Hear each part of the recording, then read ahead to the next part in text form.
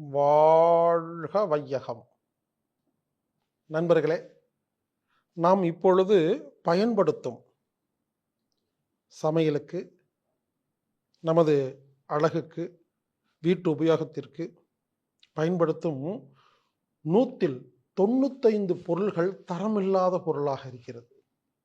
Organic இல்லாமல் இருக்கிறது, பாரம்பரியம் இல்லாமல் இருக்கிறது, குப்பையாக இருக்கிறது, கெட்டுப்போய் இருக்கிறது, சரியில்லை. சிலதெல்லாம் அந்த பொருளே இல்லை, பியூர் கெமிக்கல் ஆயிடுச்சு. நாம் நல்லா இல்லாமல் இருக்கிற காரணம், நமக்கு நோய் வரக்கு காரணமே இந்த பயன்படுத்தும் பொருட்கள் தான்.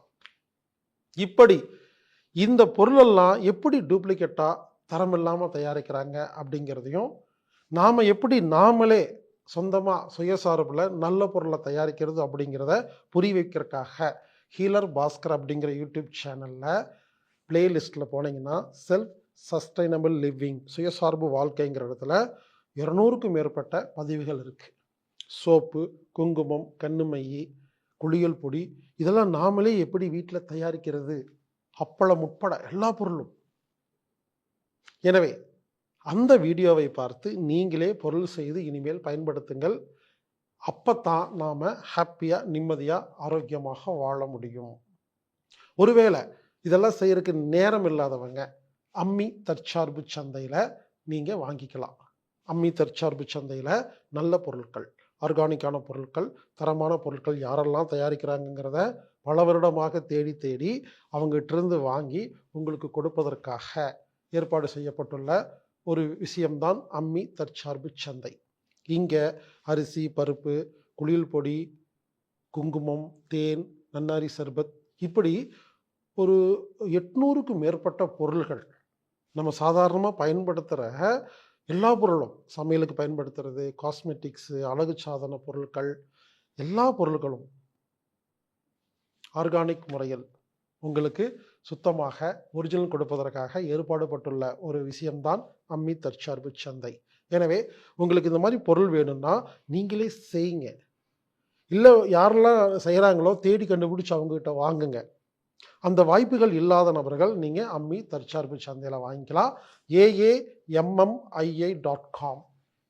இதன் மூலியமாக 800க்கும் மேற்பட்ட வீட்டில் நாம் பயன்படுத்தும் பொருட்களை சுத்தமாக, ஆர்கானிக்காக நீங்கள் ஆன்லைன் மூலமாக வாங்க முடியும். ஒருவேளை இந்த ஆன்லைன் பர்ச்சேஸ் தெரியாதவங்க 9500655548 அப்படிங்கிற எண்ணுக்கு தொடர்பு கொண்டு நீங்கள் நல்ல பொருட்களை வாங்கி கொள்ளலாம். அம்மி தற்சார்பு சந்தையில் நல்ல சுத்தமான ஆர்கானிக் பொருட்கள் கிடைக்கிறது. ஒருவேளை இந்த அம்மி தற்சார்பு சந்தையில் கிடைக்கும் பொருள்களாக நீங்கள் உங்கள் ஊருக்கு தெரிஞ்சவங்க, சொந்தக்காரங்க, நண்பர்களுக்கு கொடுக்கறதா இருந்துச்சுன்னா நீங்கள் நம்மக்கிட்ட ஒரு ஏஜென்சி மாதிரி, ஒரு ஃப்ரான்சிசிஸ் மாதிரி நீங்கள் பேசி பொருட்களை வாங்கும் பொழுது உங்களுக்கு கொஞ்சம் டிஸ்கவுண்ட் குறைச்சி கொடுக்கப்படும். அப்போ நீங்கள் அதை வாங்கிட்டு போய் நீங்கள் ஊரில் உங்கள் நண்பர்கள், தெரிஞ்சவங்க, சொந்தக்காரங்களுக்கு நீங்கள் கொடுக்கலாம். இதன் மூலியமாக நல்ல பொருளை கொடுத்தோம் அப்படிங்கிற மகிழ்ச்சியும் இருக்கும். உங்களுக்கும் கணிசமான முறையில் ஒரு வருமானம் வரும். ஒன்று நீங்களே செஞ்சு மற்றவங்களுக்கிட்ட கொடுங்க, இல்லை நல்ல பொருள் சேரவங்ககிட்ட வாங்கி கொடுங்க. தற்சார்பு வாழ்க்கைக்கு மாற வேண்டிய கட்டாயத்தில் இருக்கிறோம். நல்ல பொருட்கள் தயாரிக்கும் நபரிடம் பொருட்களை வாங்குங்கள், நீங்களும் தயாரியுங்கள். அப்பொழுதுதான் சுயசார்பு வாழ்க்கைக்கு நாம் இந்த உலகத்தை அழைத்து செல்ல முடியும். அம்மி தற்சார்பு சந்தை. இப்படிக்கு ஹீலர் பாஸ்கர்.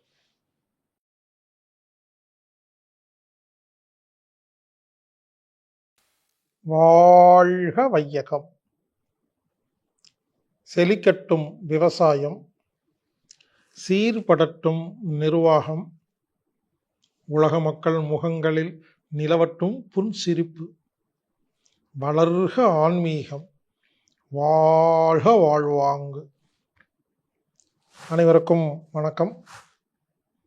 சுயசார்பு வியாபாரம் அப்படிங்கிற தர்ம வாழ்வாதார வித்தை 10 நாள் ஆன்லைன் வகுப்பு. இன்று 2வது நாள்.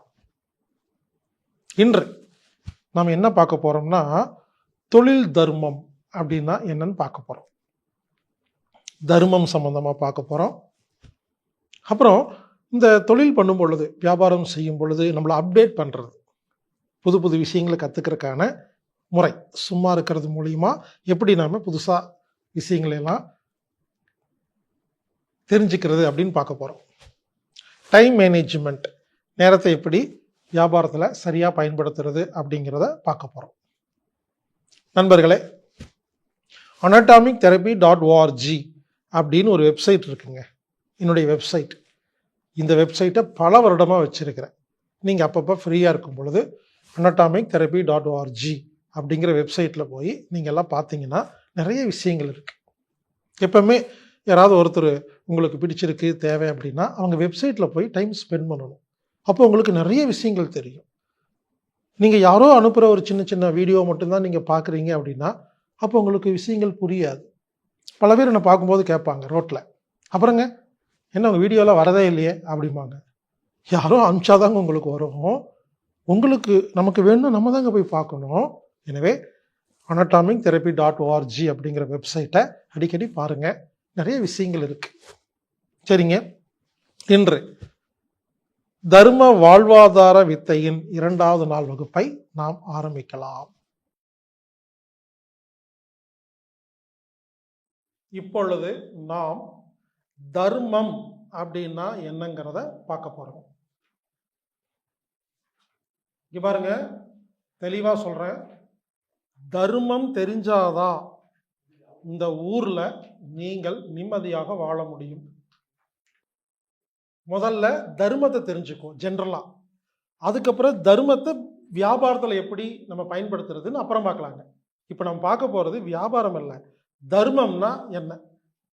தர்மம் அப்படின்னா என்னன்னு கேட்டீங்கன்னா, நல்லா கவனிங்க. நியாயம் அப்படிங்கிறது வேற, நீதி அப்படிங்கிறது வேற. நியாயம் வேற, நீதி வேற, சட்டம் வேற, தர்மம் வேற. இது நாளுக்கும் எப்பொழுது உங்களுக்கு வித்தியாசம் தெரியுதோ அப்பொழுதுதான் இந்த உலகத்தில் நீங்கள் நிம்மதியாக வாழ முடியும். சட்டம் வேற, நியாயம் வேற, நீதி வேற, தர்மம் வேற. சட்டம்னா என்ன? சட்டம்னா என்னன்னா நல்லா புரிஞ்சுக்குங்க. சட்டம்னா என்னன்னா, அதிகார வர்க்கத்தில் இருக்கும் நபர்கள் அவர்களுக்கு சாதகமாக உருவாக்கப்பட்டதுதான் சட்டம்.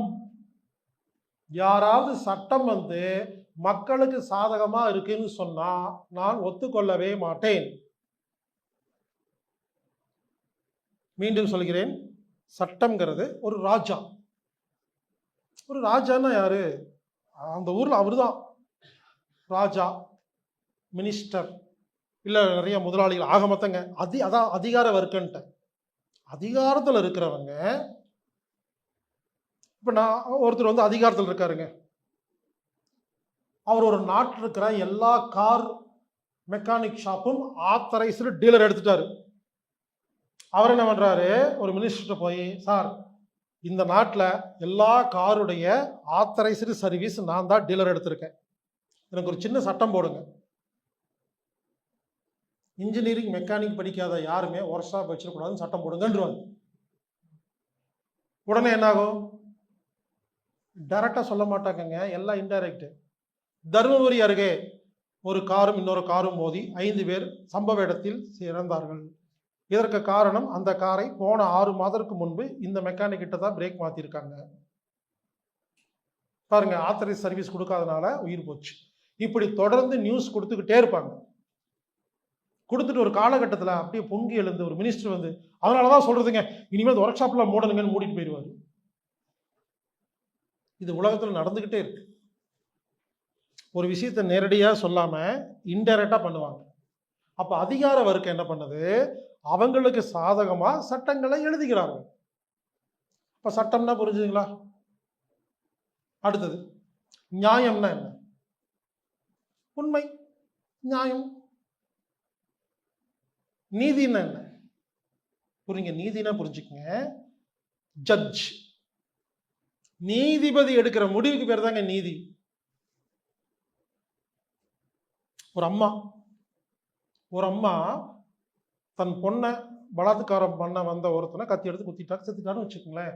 நீதிபதி சொல்றாரு, ஏமா சட்டப்படி உனக்கெல்லாம் சிறை தண்டனை தான் கொடுக்கணும், புரிஞ்சுக்கங்க. சட்டப்படி உனக்கு தண்டனை கொடுக்கணும், பாவம் போனா போகுதுன்னு விடுதலை செய்யறேன்னா இதுக்கு பேரு நீதி. புரிஞ்சுக்கங்க. சட்டம்ங்கிறது வேற, நியாயங்கிறது வேற, நீதிங்கிறது வேற. நீதி என்பது அந்த நீதி அரசர்னு சொல்றாரு இல்லைங்களா, ஜட்ஜ், அவர் எடுக்கிற முடிவுக்கு பேர் தான் நீதி. அது சில நேரங்களில் சட்டப்படி இருக்கலாம், சில நேரங்களில் நியாயப்படி இருக்கலாம், சில நேரங்களில் வேறு ஏதாவது இருக்கலாம். ஆக மொத்தம் அவர் எடுக்கிற முடிவு. தர்மம்னா என்ன பாருங்க, இன்னும் தர்மத்துக்கு வரவே இல்லை. சட்டம், நீதி, நியாயம், இது மூணு ஓரளவுக்கு புரிஞ்சிருக்கும் உங்களுக்கு. தர்மம் மட்டும்தான் புரியாத ஒரு புதிராவே எப்பவுமே இருக்கும். இதை புரிய வச்சுட்டு தான் நாம வியாபாரத்துக்குள்ளேயே போக போறோம். சரி, தர்மம்னா என்னன்னு பார்க்கலாங்க. ஒரு சின்ன உதாரணம் சொல்றேங்க. இப்போ ரவி அப்படிங்கிறவரு பிரகாஷ் அப்படிங்கிறவர்கிட்ட யாருக்குமே தெரியாம ஒரு 5 லட்சம் கொடுத்து வச்சிருக்காரு. 2 பேரும் ஃப்ரெண்ட்ஸ். சிசிடிவி கேமரா ரெக்கார்டு இல்லை, பேங்க் டிரான்சாக்ஷன் இல்லை, அக்ரிமெண்ட் இல்லை. தனிப்பட்ட முறையில் யாருக்கும் தெரியாம, பொண்டாட்டி குழந்தைகளுக்கே தெரியாம ஒரு 5 லட்சம் ரூபாய் கொடுத்து வச்சிரு. ரவி இறந்துட்டார். உடனே ரவியுடைய பசங்க 2 பேர்த்துக்கு சந்தேகம், அப்பா பிரகாஷ் கிட்ட பணம் கொடுத்துருப்பாருன்னு சொல்லிட்டு போய் கேட்குறாங்க. அப்போ பிரகாஷ் இருந்துட்டு, சாரி உங்க அப்பா கிட்ட பணமே கொடுக்கலன்னு சொல்றாருன்னு வச்சுக்கோங்களேன். இது கோர்ட்டுக்கு வருது.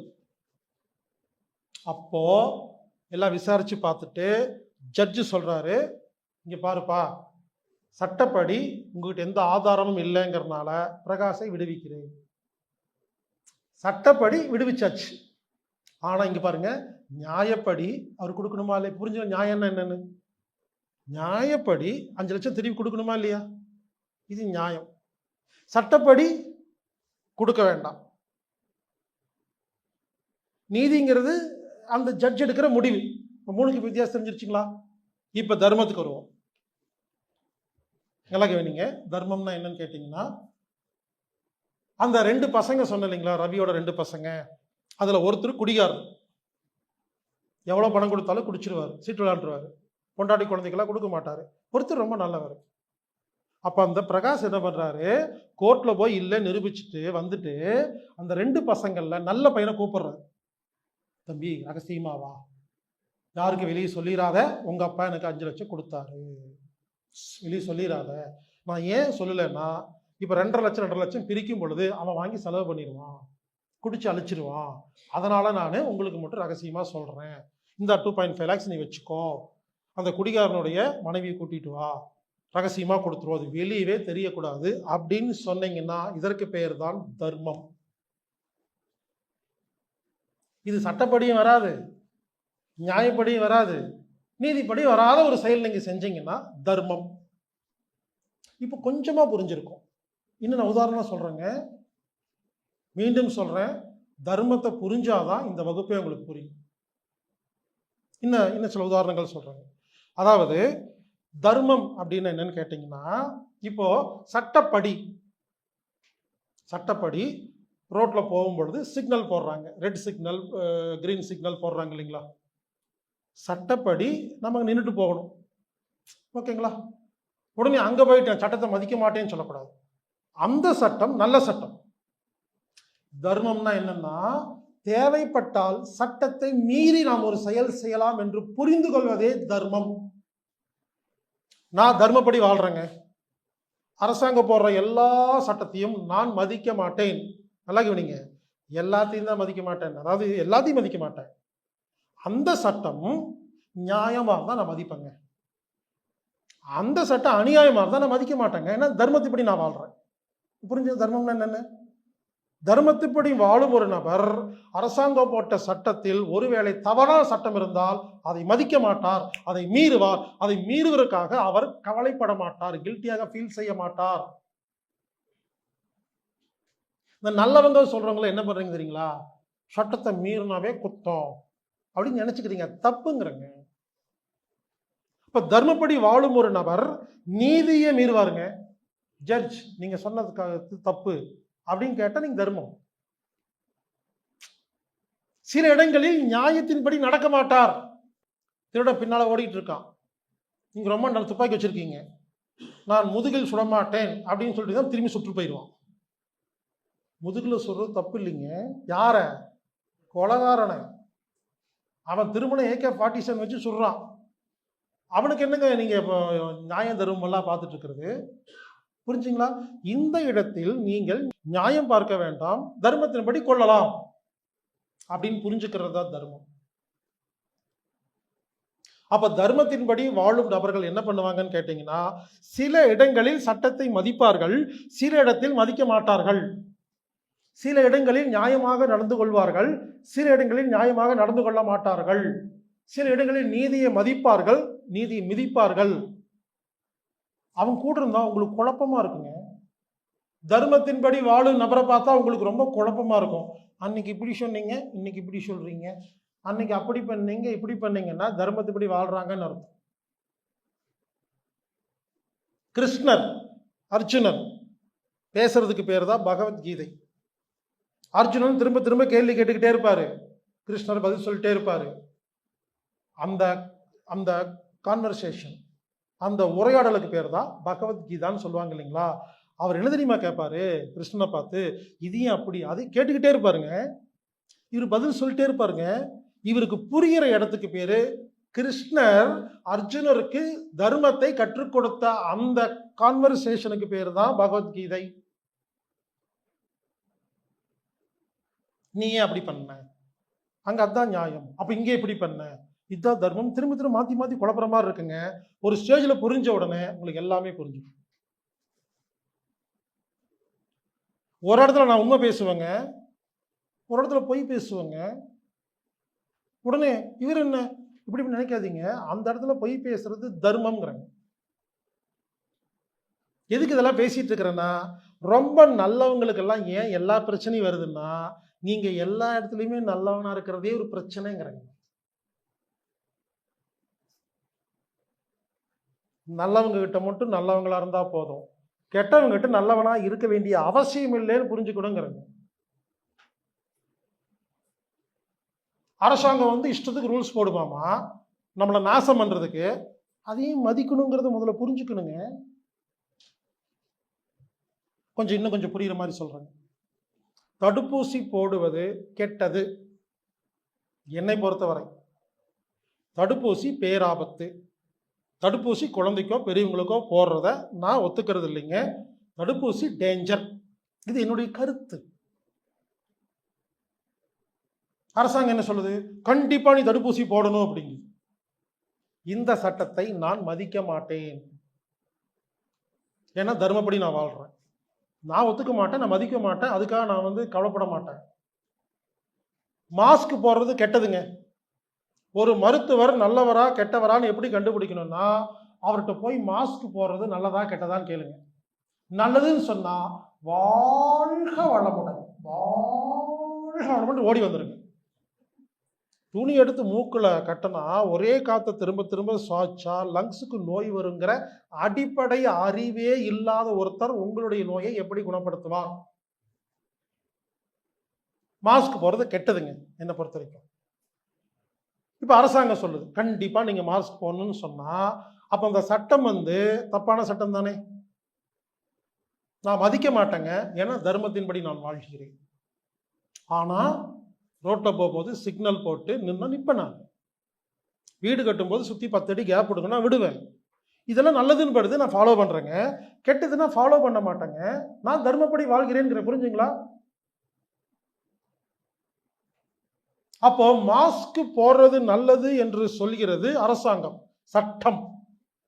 மாஸ்க் போடுறது கெட்டது என்று நான் சொல்கிறேன். நியாயப்படி போடக்கூடாது, சட்டப்படி போடணும். நீதினா என்ன? லாக்டவுன், ஒரு பேரிகார்டு இருக்கு, நீங்க கிராஸ் பண்ணி போறீங்க, மாஸ்க் இல்லாம போறீங்க. அங்க ஒருத்தர் நிக்கிறார் போலீஸ், தம்பி வாப்பா நான் மாஸ்க் போடல அப்படிங்கிறாரு. என்னண்ணே வீட்டில் விட்டு வந்துட்டேனே, மறந்துட்டேனே, கடைக்கு பால் வாங்க போ போ போ, அடுத்த முறை பார்த்தோன்னா அது நீதி. அவர் என்ன பண்றாரு, பாவம் போன்னு சொல்றாரு இல்லையா? இது நீதி. புரிஞ்சுங்களா? தர்மப்படி எப்படின்னா, நான் என்ன பண்ணுவேன், மாஸ்கை கையில் எடுத்துகிட்டே போவேன், பேரிகார்டு அந்த போலீஸ் செக் போஸ்ட் வரும்போது மட்டும் போட்டுக்குவேன், அந்த போய் கழட்டிடுவேன். இது தர்மம். இப்படி தான் தர்மம்னு சொல்லிங்க. புரிஞ்சுக்குங்க. இப்படிதான் பண்ணுதான் தர்மம்னு நான் சொல்ல வரல. இப்படி பண்றது தப்பு இல்லைன்னு சொல்ல வரேங்க. இதே தான் நீங்க வியாபாரத்தில் பண்ணிட்டு இருக்கீங்கிறங்க. பக்கத்தில் ஒருத்தன் ஏமாத்தி வியாபாரம் பண்ணிட்டு இருக்கான், நீங்க ஒழுங்கா வியாபாரம் பண்றீங்க, உங்களை அவன் கெடுக்கிறான் இல்லையா? நீங்களும் அவனை கெடுக்கிறத பண்ண தப்பு இல்லைன்னு சொல்ல வரேங்கிறங்க. அதை செய்யாதனாலதான் நம்ம எல்லாம் இன்னும் முன்னேறாம இருக்கோம்னு சொல்றாங்க. அப்போ அவங்க தப்பான சட்டம் போடும் பொழுது மதிக்க வேண்டிய அவசியம் இல்லைன்னு புரிஞ்சுக்கணுங்க. இதுல என்ன ஒரு காமெடினா, நீங்க மூக்குல எல்லாம் மாஸ்க் போட வேண்டாம், வாயை மட்டும் மூடிட்டு போக விட்டுருவாங்க. எதுக்கு மாஸ்க் போடுறேன்னு அவனுக்கும் தெரியல. ஒண்ணு நீங்க காதுல மாட்டிட்டு போங்க விட்டுறாங்க. ஒரு தடவை இந்த லாக்டவுன் டைம்ல நான் ஒரு சூப்பர் மார்க்கெட்டுக்கு போயிருந்தேன். அப்ப நான் மாஸ்க் போடல. அப்போ ஒரு சும்மா வேலை செய்யற ஒருத்தர் அப்பாயின்ட் பண்ணியிருக்காங்க, அவர் உட்கார்ந்துக்கிட்டு மாஸ்க் போடாத நிறுத்திட்டாரு. மாஸ்க் எங்கன்னு கேட்டார். நான் கேட்டேன், முன்னால ஒருத்தர் போறாருல்ல, அவரு காதுல மாஸ்க் போட்டிருக்காரு பார்த்தியா? காதுல தொங்க போட்டிருப்பாரு, அதான் அவர் உங்களுக்கு மாஸ்க் எல்லாம் ஒரு மாஸ்க் போட்டு போறாருல்ல அப்படிங்கிறது.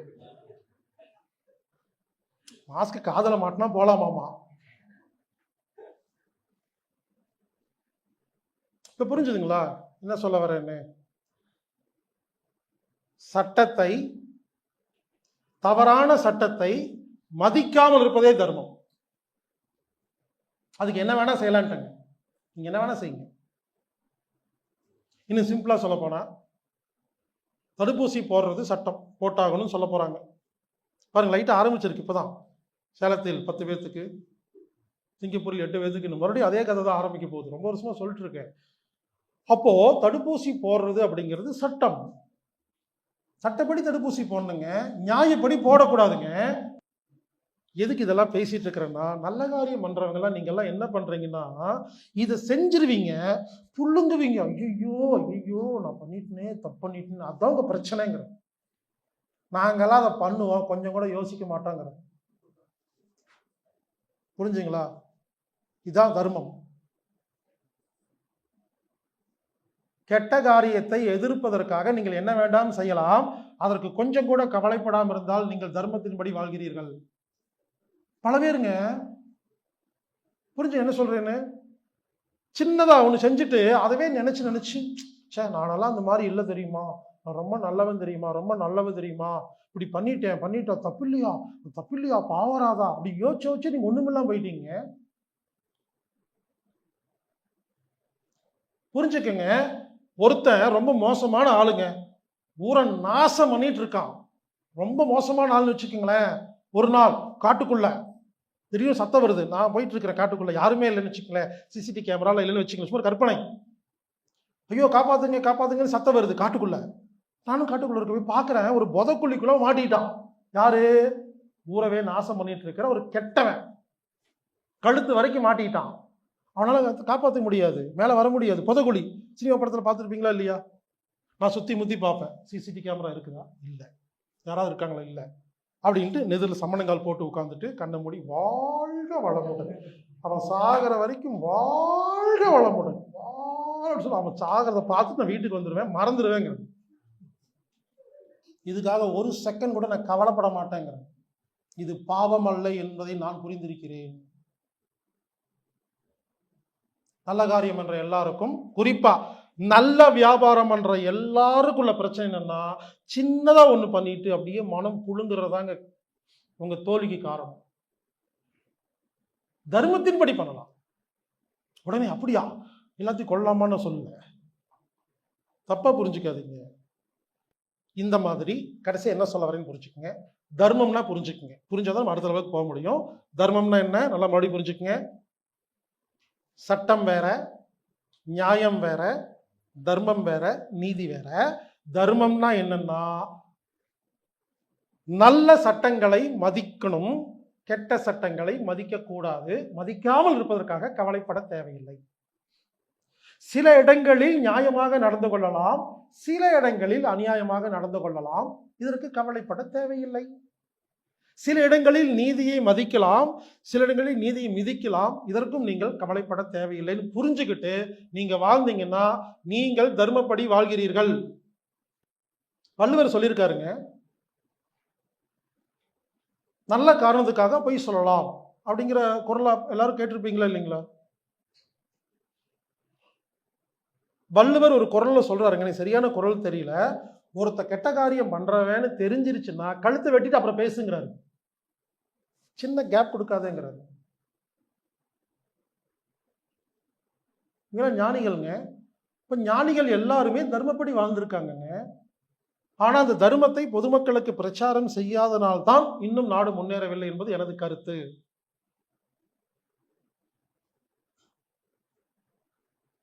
அப்போ நல்லா புரிஞ்சுக்குங்க, இந்த தர்மம் அப்படிங்கிற கான்செப்டை நீங்க புரிஞ்சுக்கிட்டு இப்ப வியாபாரத்துக்குள்ள போனீங்கன்னா என்ன பண்ணலாம்? அரசாங்கம் கொடுக்குற சட்டங்களை அரசாங்கத்துக்காக தான் ஃபாலோ பண்ணமே தவிர நமக்கு தேவையில்லைன்னு முதல்ல புரிஞ்சுக்குங்கிறங்க. அதுக்காக சண்டை பிடிச்சு கொண்டு நேரத்தை கெடுத்து கொண்டு இருக்கக்கூடாது. ஸ்மார்ட்டா ஒர்க் பண்ணணும். இப்போ மாஸ்க் போடாம போறீங்க, அங்க ஒரு செக் போஸ்ட் இருக்கு, நீங்க போயிட்டு சண்டை கஷ்டப்பட்டு 2 மணி நேரம் சண்டை பிடிச்சிட்டு இருப்பீங்க. டைம் வேஸ்ட்டுங்க. அந்த போலீஸ்கிட்ட சண்டை பிடிச்சி இப்போ என்ன நடக்க போகுது? ஒன்றும் நடக்க போகிறதில்ல. நான் டைம் எல்லாம் வேஸ்ட் பண்ண மாட்டேங்க. அந்த 2 ஹவர்ஸ் வேஸ்ட் பண்ணல, அதான் ஒரு ஒன்று பண்ணால் அந்த மாற்றம் இருக்கணும். அந்த போலீஸ் சம்பளத்துக்கு வேலை செய்கிறாரு, அவர்கிட்ட போய் எவ்வளோ நேரம் பேசினாலும் ஒரு பிரயோஜனம் இல்லை.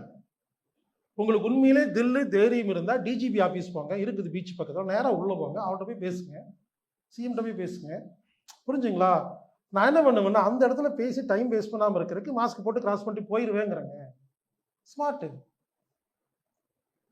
பல பேர் என்ன பண்ணுறீங்கன்னா நியாயம்னு எல்லா இடத்தையும் சண்டை பிடிச்சிக்கிட்டே இருக்கிறீங்க. Time waste. சண்டை பிடிச்சா ஒரு மாற்றம் ஏற்படணும். டைம் வேஸ்ட் பண்ணவே கூடாது.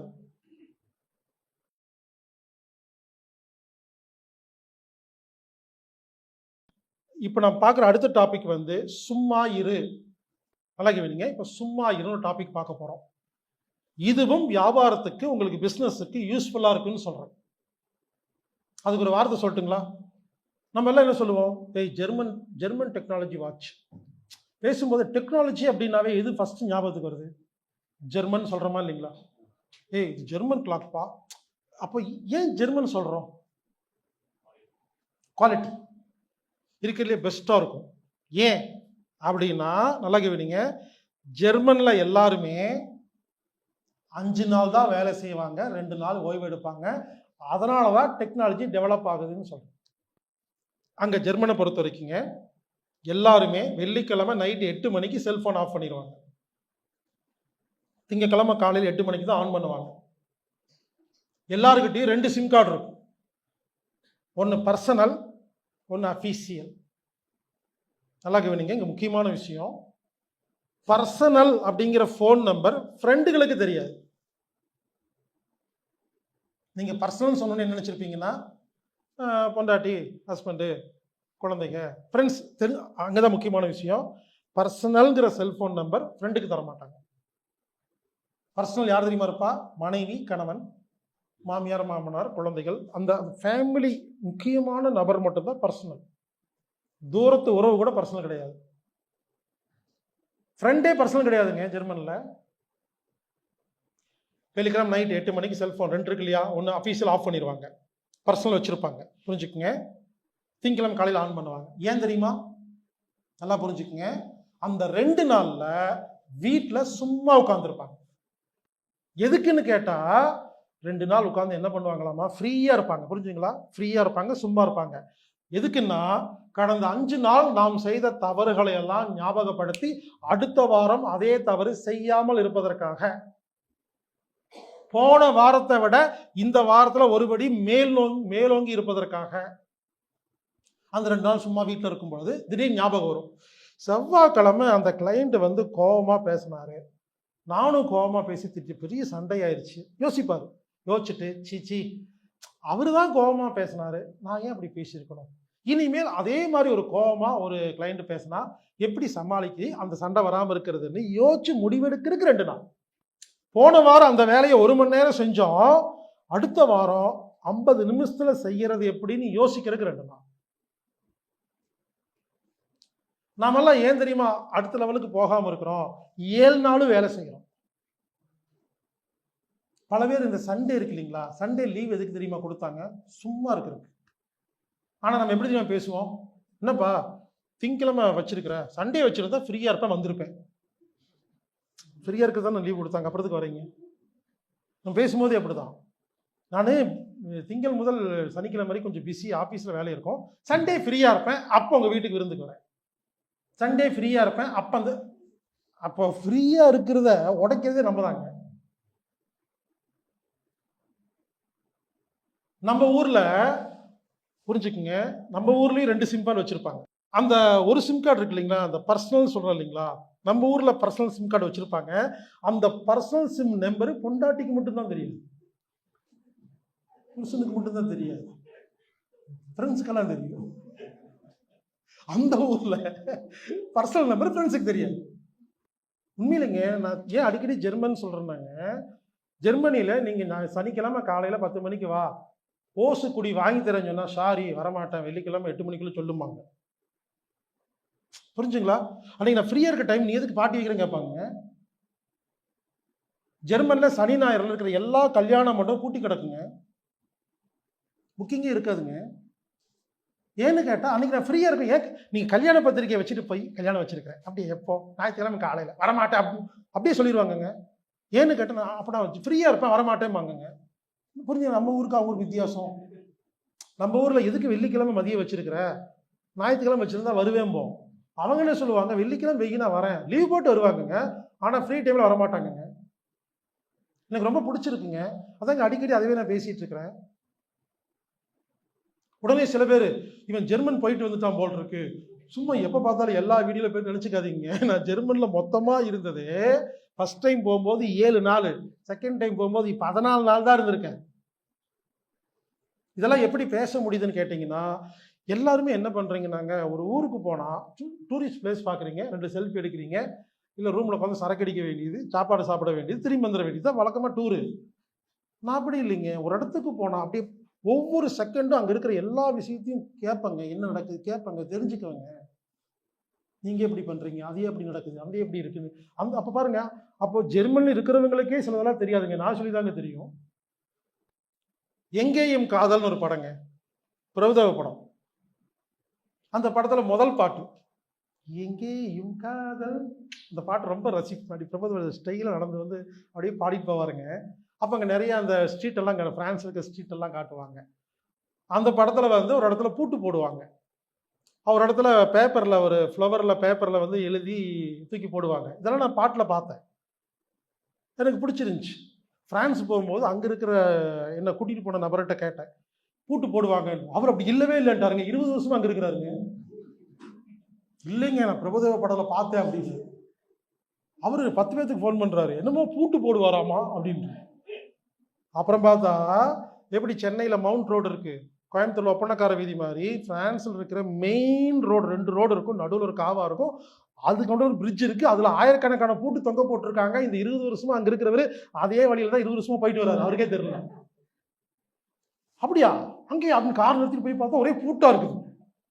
அப்புறம் நானும் பூட்டில் எல்லாம் எழுதி உள்ள போட்டு வந்தேன்னு வச்சுக்கங்களேன். அப்புறம் அடுத்தது கேட்டேன், அந்த பூ தூக்கி, அதுவும் தெரியல அவருக்கு. அப்புறம் 10 ஃபோன் பண்ணி அங்கே போய் அப்புறம் அந்த பூவெல்லாம் போட்டு வந்தோன்னு வச்சுக்கோங்களேன். எதுக்கு சொல்கிறேன்னாங்க, நம்ம ரிசர்ச் பண்ணுறதே இல்லைங்க, எதுவுமே தெரிஞ்சுக்கிறது இல்லைங்க. அதெல்லாம் விடுங்க, இத்தனை வருஷமா அப்பளம் சாப்பிட்ருக்கோமா இல்லையா? யாராவது ஒருத்தர் அப்பளம் எப்படி தயாரிக்கிறாங்கன்னு சிந்திச்சிங்களா? முடிஞ்சு போச்சுங்க. அப்போ நம்ம அதுவே இன்னும் சிந்திக்கலைங்க. ஒரு அப்பளத்தை பார்த்து சாப்பிடும் பொழுது கொஞ்சம் யோசிக்கணுங்க, இந்த அப்பளத்தின் மூலப்பொருள் என்ன. நீங்கள் வந்து இப்போல்லாம் கூகுள் இருக்குங்க, நீங்கள் அப்பளம் தயாரிப்பது எப்படின்னு போட்டால் 2 நிமிஷங்க. நீங்கள் என்ன நினைக்கிறீங்க, அது ஏன் தெரிஞ்சுக்கிட்டு என்ன பண்ண போகிறேன்னு நினைக்கிறீங்க? ஒன்று சொல்லட்டுங்களா, நீங்கள் உலகத்தில் உள்ள எல்லா விஷயத்தையும் கற்றுக்கொள்ள முடியும். பல பேர் என்கிட்ட கேட்குற கேள்வி, நீங்கள் மட்டும் எப்படிங்க எதை கேட்டாலும் அப்படி பேசுகிறீங்க அப்படின்னா, எனக்கு அது தனித்திறமை இல்லைங்க, உங்களுக்கு இருக்குதுங்க, நீங்கள் யூஸ் பண்ணலங்கிறங்க. நீங்கள் வந்திருக்கிற நிறையா பேர் சமையல், ஒரு குக்காக இருப்பீங்க, சமையலை பற்றி எல்லாம் தெரியும். ஒருத்தர் மெக்கானிக்காக இருப்பீங்க, காரை பற்றி எல்லாமே தெரியும். இப்படி இங்க இருக்க வந்திருக்க எல்லாருமே ஏதோ ஒரு ஃபீல்டில் நீங்க பெரிய ஆள் தானே, எல்லாம் தெரிஞ்சு வச்சிருக்கீங்களா இல்லையா? ஏன்னா நம்ம செய்யற தப்பு என்ன தெரியுங்களா? வருமானத்துக்காக மட்டும் கற்றுக்கொள்கிறோம், சும்மா கத்துக்கிறதுக்கு நமக்கு மைண்டில் இதான் விஷயம்.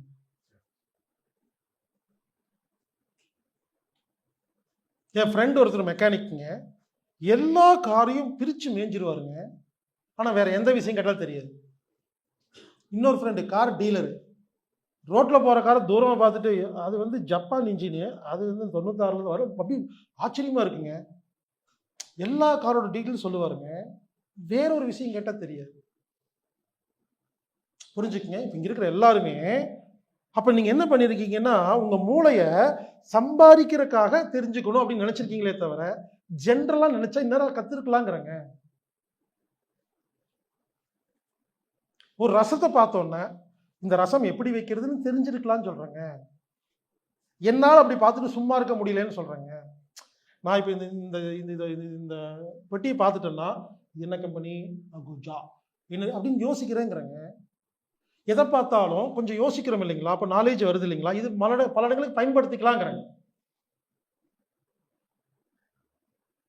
அப்போ ஜெர்மன்ல ஏன் 2 நாள் லீவ் எடுக்கிறாங்கன்னு கேட்டா அவங்க என்ன சொல்றாங்கன்னா, இதான் ஒர்க் லைஃப் பேலன்ஸுங்கிறாங்க. நான் 5 நாள் வேலை செய்யறதே 2 நாள் என் ஃபேமிலியோட சந்தோஷமா இருக்கிறதுக்குங்கிறாங்க. ஒன்று லைஃப் வாழ்றதுக்கு, இன்னொன்று அப்டேட் பண்றதுக்கு. அப்போ அந்த 2 நாள்ல ஞாபகம் வரும் என்ன தப்பு பண்ணோம் என்ன. அப்போ 5 நாளில் நாம் செய்த தவறுகளை நாமே திருத்து கொள்ள வேண்டும் என்றால் நீங்க யார்கிட்டயும் ஐடியா எல்லாம் கேட்க வேண்டாம், சும்மா இருந்தா போதும். அதான் சும்மா இருக்க சொல்றேன். சும்மா இரு அப்படிங்கிற கான்செப்டை பத்தி டீட்டெயிலா பார்க்கலாங்க. இப்போ உங்ககிட்ட நான் சொல்றேன், சும்மா இருக்கும்போது என்ன செய்வீங்கன்னு கேட்குறேன். பொதுவாக நம்மளால என்ன பதில் சொல்லுவோம்? நான் சும்மா இருக்கும் பொழுது செல்போன்ல வாட்ஸ்அப் பார்ப்பேன் அப்படின்னு சொன்னீங்கன்னா நீங்க சும்மா இல்லைன்னு சொல்றேன். வாட்ஸ்அப் பார்க்கறது வந்து சும்மா இருக்கிறது இல்லைங்க, அது வாட்ஸ்அப் பார்க்கறது. இன்னொருத்தர கேட்குறேன், நீங்க எப்பங்க சும்மா இருப்பீங்க? நான் சும்மா இருக்கும் பொழுது டிவி பார்த்துட்டு இருப்பேங்க. அது டிவி பார்க்கறது சும்மா இருக்கிறது இல்லை. புரிஞ்சுங்களா? நியூஸ் பேப்பர் படிக்கிறது சும்மா இருக்கிறது இல்லை, பாட்டு கேட்கறதே சும்மா இருக்கிறது இல்லைங்க. புரிஞ்சுங்களா? சும்மா இருக்கிறது அப்படிங்கிறது என்னன்னா சும்மா இருக்கும். டிவி பார்க்காம, பாட்டு கேட்காம, நியூஸ் பேப்பர் பார்க்காம, வாட்ஸ்அப் பார்க்காம, கூட ஒருத்தர் உட்காந்து பேசிட்டு இருப்பாரு, அதுவே சும்மா இருக்கிறது இல்லைங்க. சும்மா இருக்கிறதுனா எதுவுமே செய்யாம நீங்க சும்மா இருக்கிறதா சும்மா இருக்கிறது. அந்த நேரத்துல தான் என்ன ஆகுது தெரியுங்களா? நமது பிசினஸை எப்படி டெவலப் பண்றது. போன மாசம் 10,000 ரூபாய் சம்பளம் வாங்கணும், இந்த மாசம் 15,000 ரூபாய்க்கு எப்படி என்ன வேலை செய்கிறது. நாம் செய்கிற தவறுகள், அப்டேஷன், இது எல்லாமே நமக்கு அப்டேட் ஆகிறது சும்மா இருக்கும்போது மட்டும்தான். ஒருபடி நீங்க மேல போகணும்னா சும்மா இருக்கிற நேரம் அதிகமா இருக்கணுங்க. வேற மாதிரி சொல்லிட்டா, வாரத்தில் 7 நாள் வேலை செய்யறவங்க அப்டேஷன் ஆகவே முடியாது. வாரத்தில் 5 நாள் வேலை செஞ்சீங்கன்னா சுமாரா அப்டேட் ஆகலாம். வாரத்தில் ஒரே நாள் வேலை செஞ்சீங்கன்னா நிறைய அப்டேட் ஆகலாம். எங்க நான் கேட்கிறேன், நமக்கும் அம்பானிக்கு ஒரே டைம் தானே, 24, அவருக்கு என்ன 48 மணி நேரமா இருக்கு? 140 கண்ட்ரியில 1500 கம்பெனி இருக்கு. அவங்க என்ன பண்றாங்கன்னா சும்மா தாங்க இருப்பாங்க, எந்த வேலையும் செய்ய மாட்டாங்கங்க. திங்க் பண்றது மட்டும் தாங்க அவங்க வேலை. உங்களுக்கு ஒரு புரியுற மாதிரி சொல்றேங்க. ஒரு நாள் நான் வந்து ஒரு ஃபோன் வந்துச்சு, எடுத்தேன். ஹலோ. உடனே ஒரு கம்பெனி, வைஃபை கம்பெனி. சார் இந்த கம்பெனிலேருந்து பேசுகிறேங்க, உங்களுக்கு லைன் வேணுமான்னு கேட்டாங்க. First time.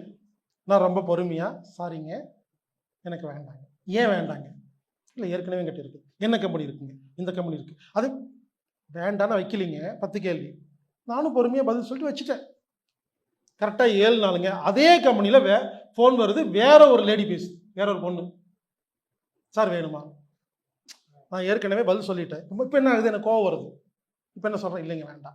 முதல்ல 10 கேள்விக்கு பதில் சொன்னேன், இப்போ 2 கேள்விக்கு பதில் சொல்லிட்டு வச்சுட்டேன். கரெக்டாக 7 நாளுக்கு ஒன்று அதே ஃபோன் வருதுங்க, அதே கம்பெனிங்க.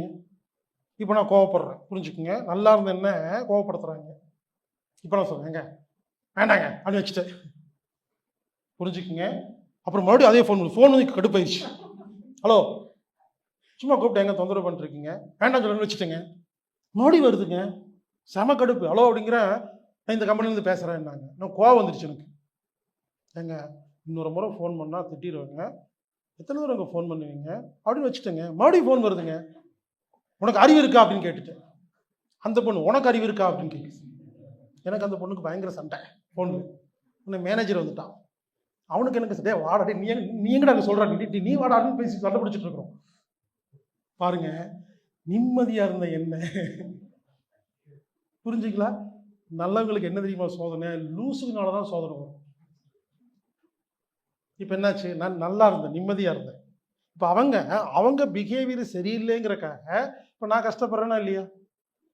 புரிஞ்சுக்குங்க. இப்போ சும்மாருங்கிற இந்த சப்ஜெக்டை கொண்டு வரேன். உடனே என்ன பண்ணுறேன், ஃபோனை வச்சுக்கிட்டு நான் சும்மா இருக்கிறேன். புரிஞ்சுக்குங்க. சும்மா இருக்கும் பொழுது மட்டும்தான் உங்களுக்கு ஒரு பிரச்சனைக்கு சொல்யூஷனே கிடைக்கும். அப்போ நான் என்ன பண்ணுறேன், இனிமேல் அடுத்த ஃபோன் வந்தால் என்ன யோசிக்கிறேங்க.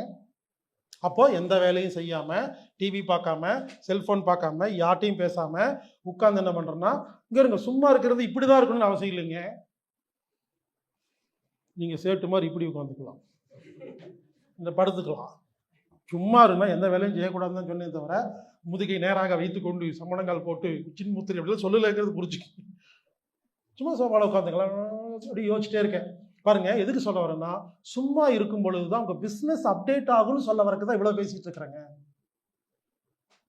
யோசிச்சு யோசிச்சு யோசிச்சு அப்போ பாருங்க, ஒரு அரை மணி நேரம் சும்மா இருந்த உடனே சூப்பர் ஐடியா கிடைச்சிருச்சு. புரிஞ்சுக்குங்க, ஐடியா தான் பிஸ்னஸ், ஹார்ட் ஒர்க் பிஸ்னஸ் கிடையாது. அப்போ இப்போ ஃபோன் வருது. இப்போ நான் என்ன பண்ணிட்டேன், சும்மா இருந்து அப்டேட் பண்ணி வச்சுருக்கேன். உடனே அதே ஃபோன் டிங், ஹலோ, உடனே ரெடி பண்ணிட்டு. இப்போ எனக்கு சந்தோஷமாக இருக்கேன், ஏன்னா ரெடி பண்ணிட்டேன் நான். சொல்லுங்கள் மேடம் அப்படிங்களாங்க, நான் ஏற்கனவே இது வச்சுருக்கேங்களே அப்படி பேசிகிட்டு இருக்கிறேன். லைட்டாக பேச்சு கொடுத்துட்ருக்கேன், ப்ரிப்பேர் பண்ணி வச்சுருக்கேன் என்ன பண்ணலான்னு. பேச்சு கொடுத்துட்டு என்ன பண்ணுறாரு, பேசிகிட்டே இருக்கும்போது திடீர்னு பாருங்கள், எல்லாமே கற்பனை. காலிங் பெல் அடிக்கிற மாதிரி நானே ஒரு கற்பனை பண்ணி, மேடம் ஒரு நிமிஷங்க மேடம், காலிங் பெல் அடிக்குது, யாரோ வீட்டுக்கு வந்திருக்காங்க, அப்படி லைன்லேயே இருங்க, பொய் சொல்கிறேன், அப்படி இல்லை யாரும் இல்லை. அப்புறம் கதவு திறக்கிற மாதிரி நானே இருந்துட்டு, சொல்லுங்கள் மேடம் அப்படிங்கிறேன். ஒன்று இது இந்த மேடம் பேசுகிறாங்க, மேடம் உங்களே இல்லைங்க மேடம், இங்கே கதவுக்கு முன்னால் ஒரு மேடம் நிற்கிறாங்க காலிங் பெல் அடிச்சுட்டு, அவங்கள தான் நான் மேடம் சொன்னேன், நீங்கள் லைன்லேயே இருங்க மேடம்ங்கிறேன். என்னது சோப்புத்தூளா? சோப்புத்தூள் விற்கிறதுக்காக பெல் அடித்து கேட்குறீங்க, கதவுல காலிங் பெல் அடித்து கேட்குறீங்க, அறிவில்லை மேடம். உங்களே இல்லை மேடம், ஒரு லூஸு மேடம் காலிங் பெல் அடித்து சோப்புத்தூள் வேணுமான்னு கேட்குறா மேடம். மேடம் உங்களுக்கு அறிவு இல்லையா, எனக்கு சோப்புத்தூள் வாங்க கூட தெரியாதா, எனக்கு சோப்புத்தூள் வேணும்னா கடையில் போய் வாங்குவோம், இதுக்குங்க அது பெல் அடித்து ஏன் டிஸ்டர்ப் பண்ணுறீங்கன்னு அந்த லூஸு மேடத்தை திட்டுற மாதிரி இந்த மேடத்தை திட்டிகிட்டு இருக்கேன். மேடம் உங்களே இல்லை மேடம், நீங்கள் ஒரு நிமிஷம் லைன் மேடம், திட்டிட்டு வந்துடுறேன் மேடம் அப்படிங்கிறேன். அன்னைக்கு கட்டானதான் இன்னைக்கு வரைக்கும் ஃபோனே வரல. உடனே இப்படியே திங்க் பண்ணுங்க, இதே மாதிரி பண்ணுங்கன்னு சொல்ல வரலைங்க. நான் உதாரணம் சொல்றதை அப்படியே பிடிச்சிக்காதீங்க. நான் ஒரு விஷயத்தை கன்வே பண்றதுக்கு ஒரு இன்ட்ரெஸ்டிங்காக ஒரு பேசுறேன், ராவா பேசாமல் இருக்கிறதுக்கு. அப்போ நீங்க என்ன பண்ணணும்னா, உங்களுக்கு ஒரு பிரச்சனையை சும்மா இருந்து அடுத்த முறை அந்த பிரச்சனையை வேறு விதமா அப்டேட் பண்ணி ஹேண்டில் பண்றதுக்கு கத்துக்கிறவங்க தான் சிறந்த வியாபாரிகள், அவங்க தான் சிறந்த மனிதர்கள், அப்படி சொல்ல வரணும். அப்போ எனக்கு என் வாழ்க்கையில் நடந்த எல்லா பிரச்சனைக்கும் நான் புலம்பாம, யாரையும் குறை சொல்லாம, நான் சும்மா இருந்து நேத்தை விட இன்னைக்கு புது ஐடியாவோட உட்கார்ந்துருக்குங்க. அப்போ எனக்கு பிரச்சனைகள் குறைஞ்சிக்கிட்டே இருக்குங்கிறங்க.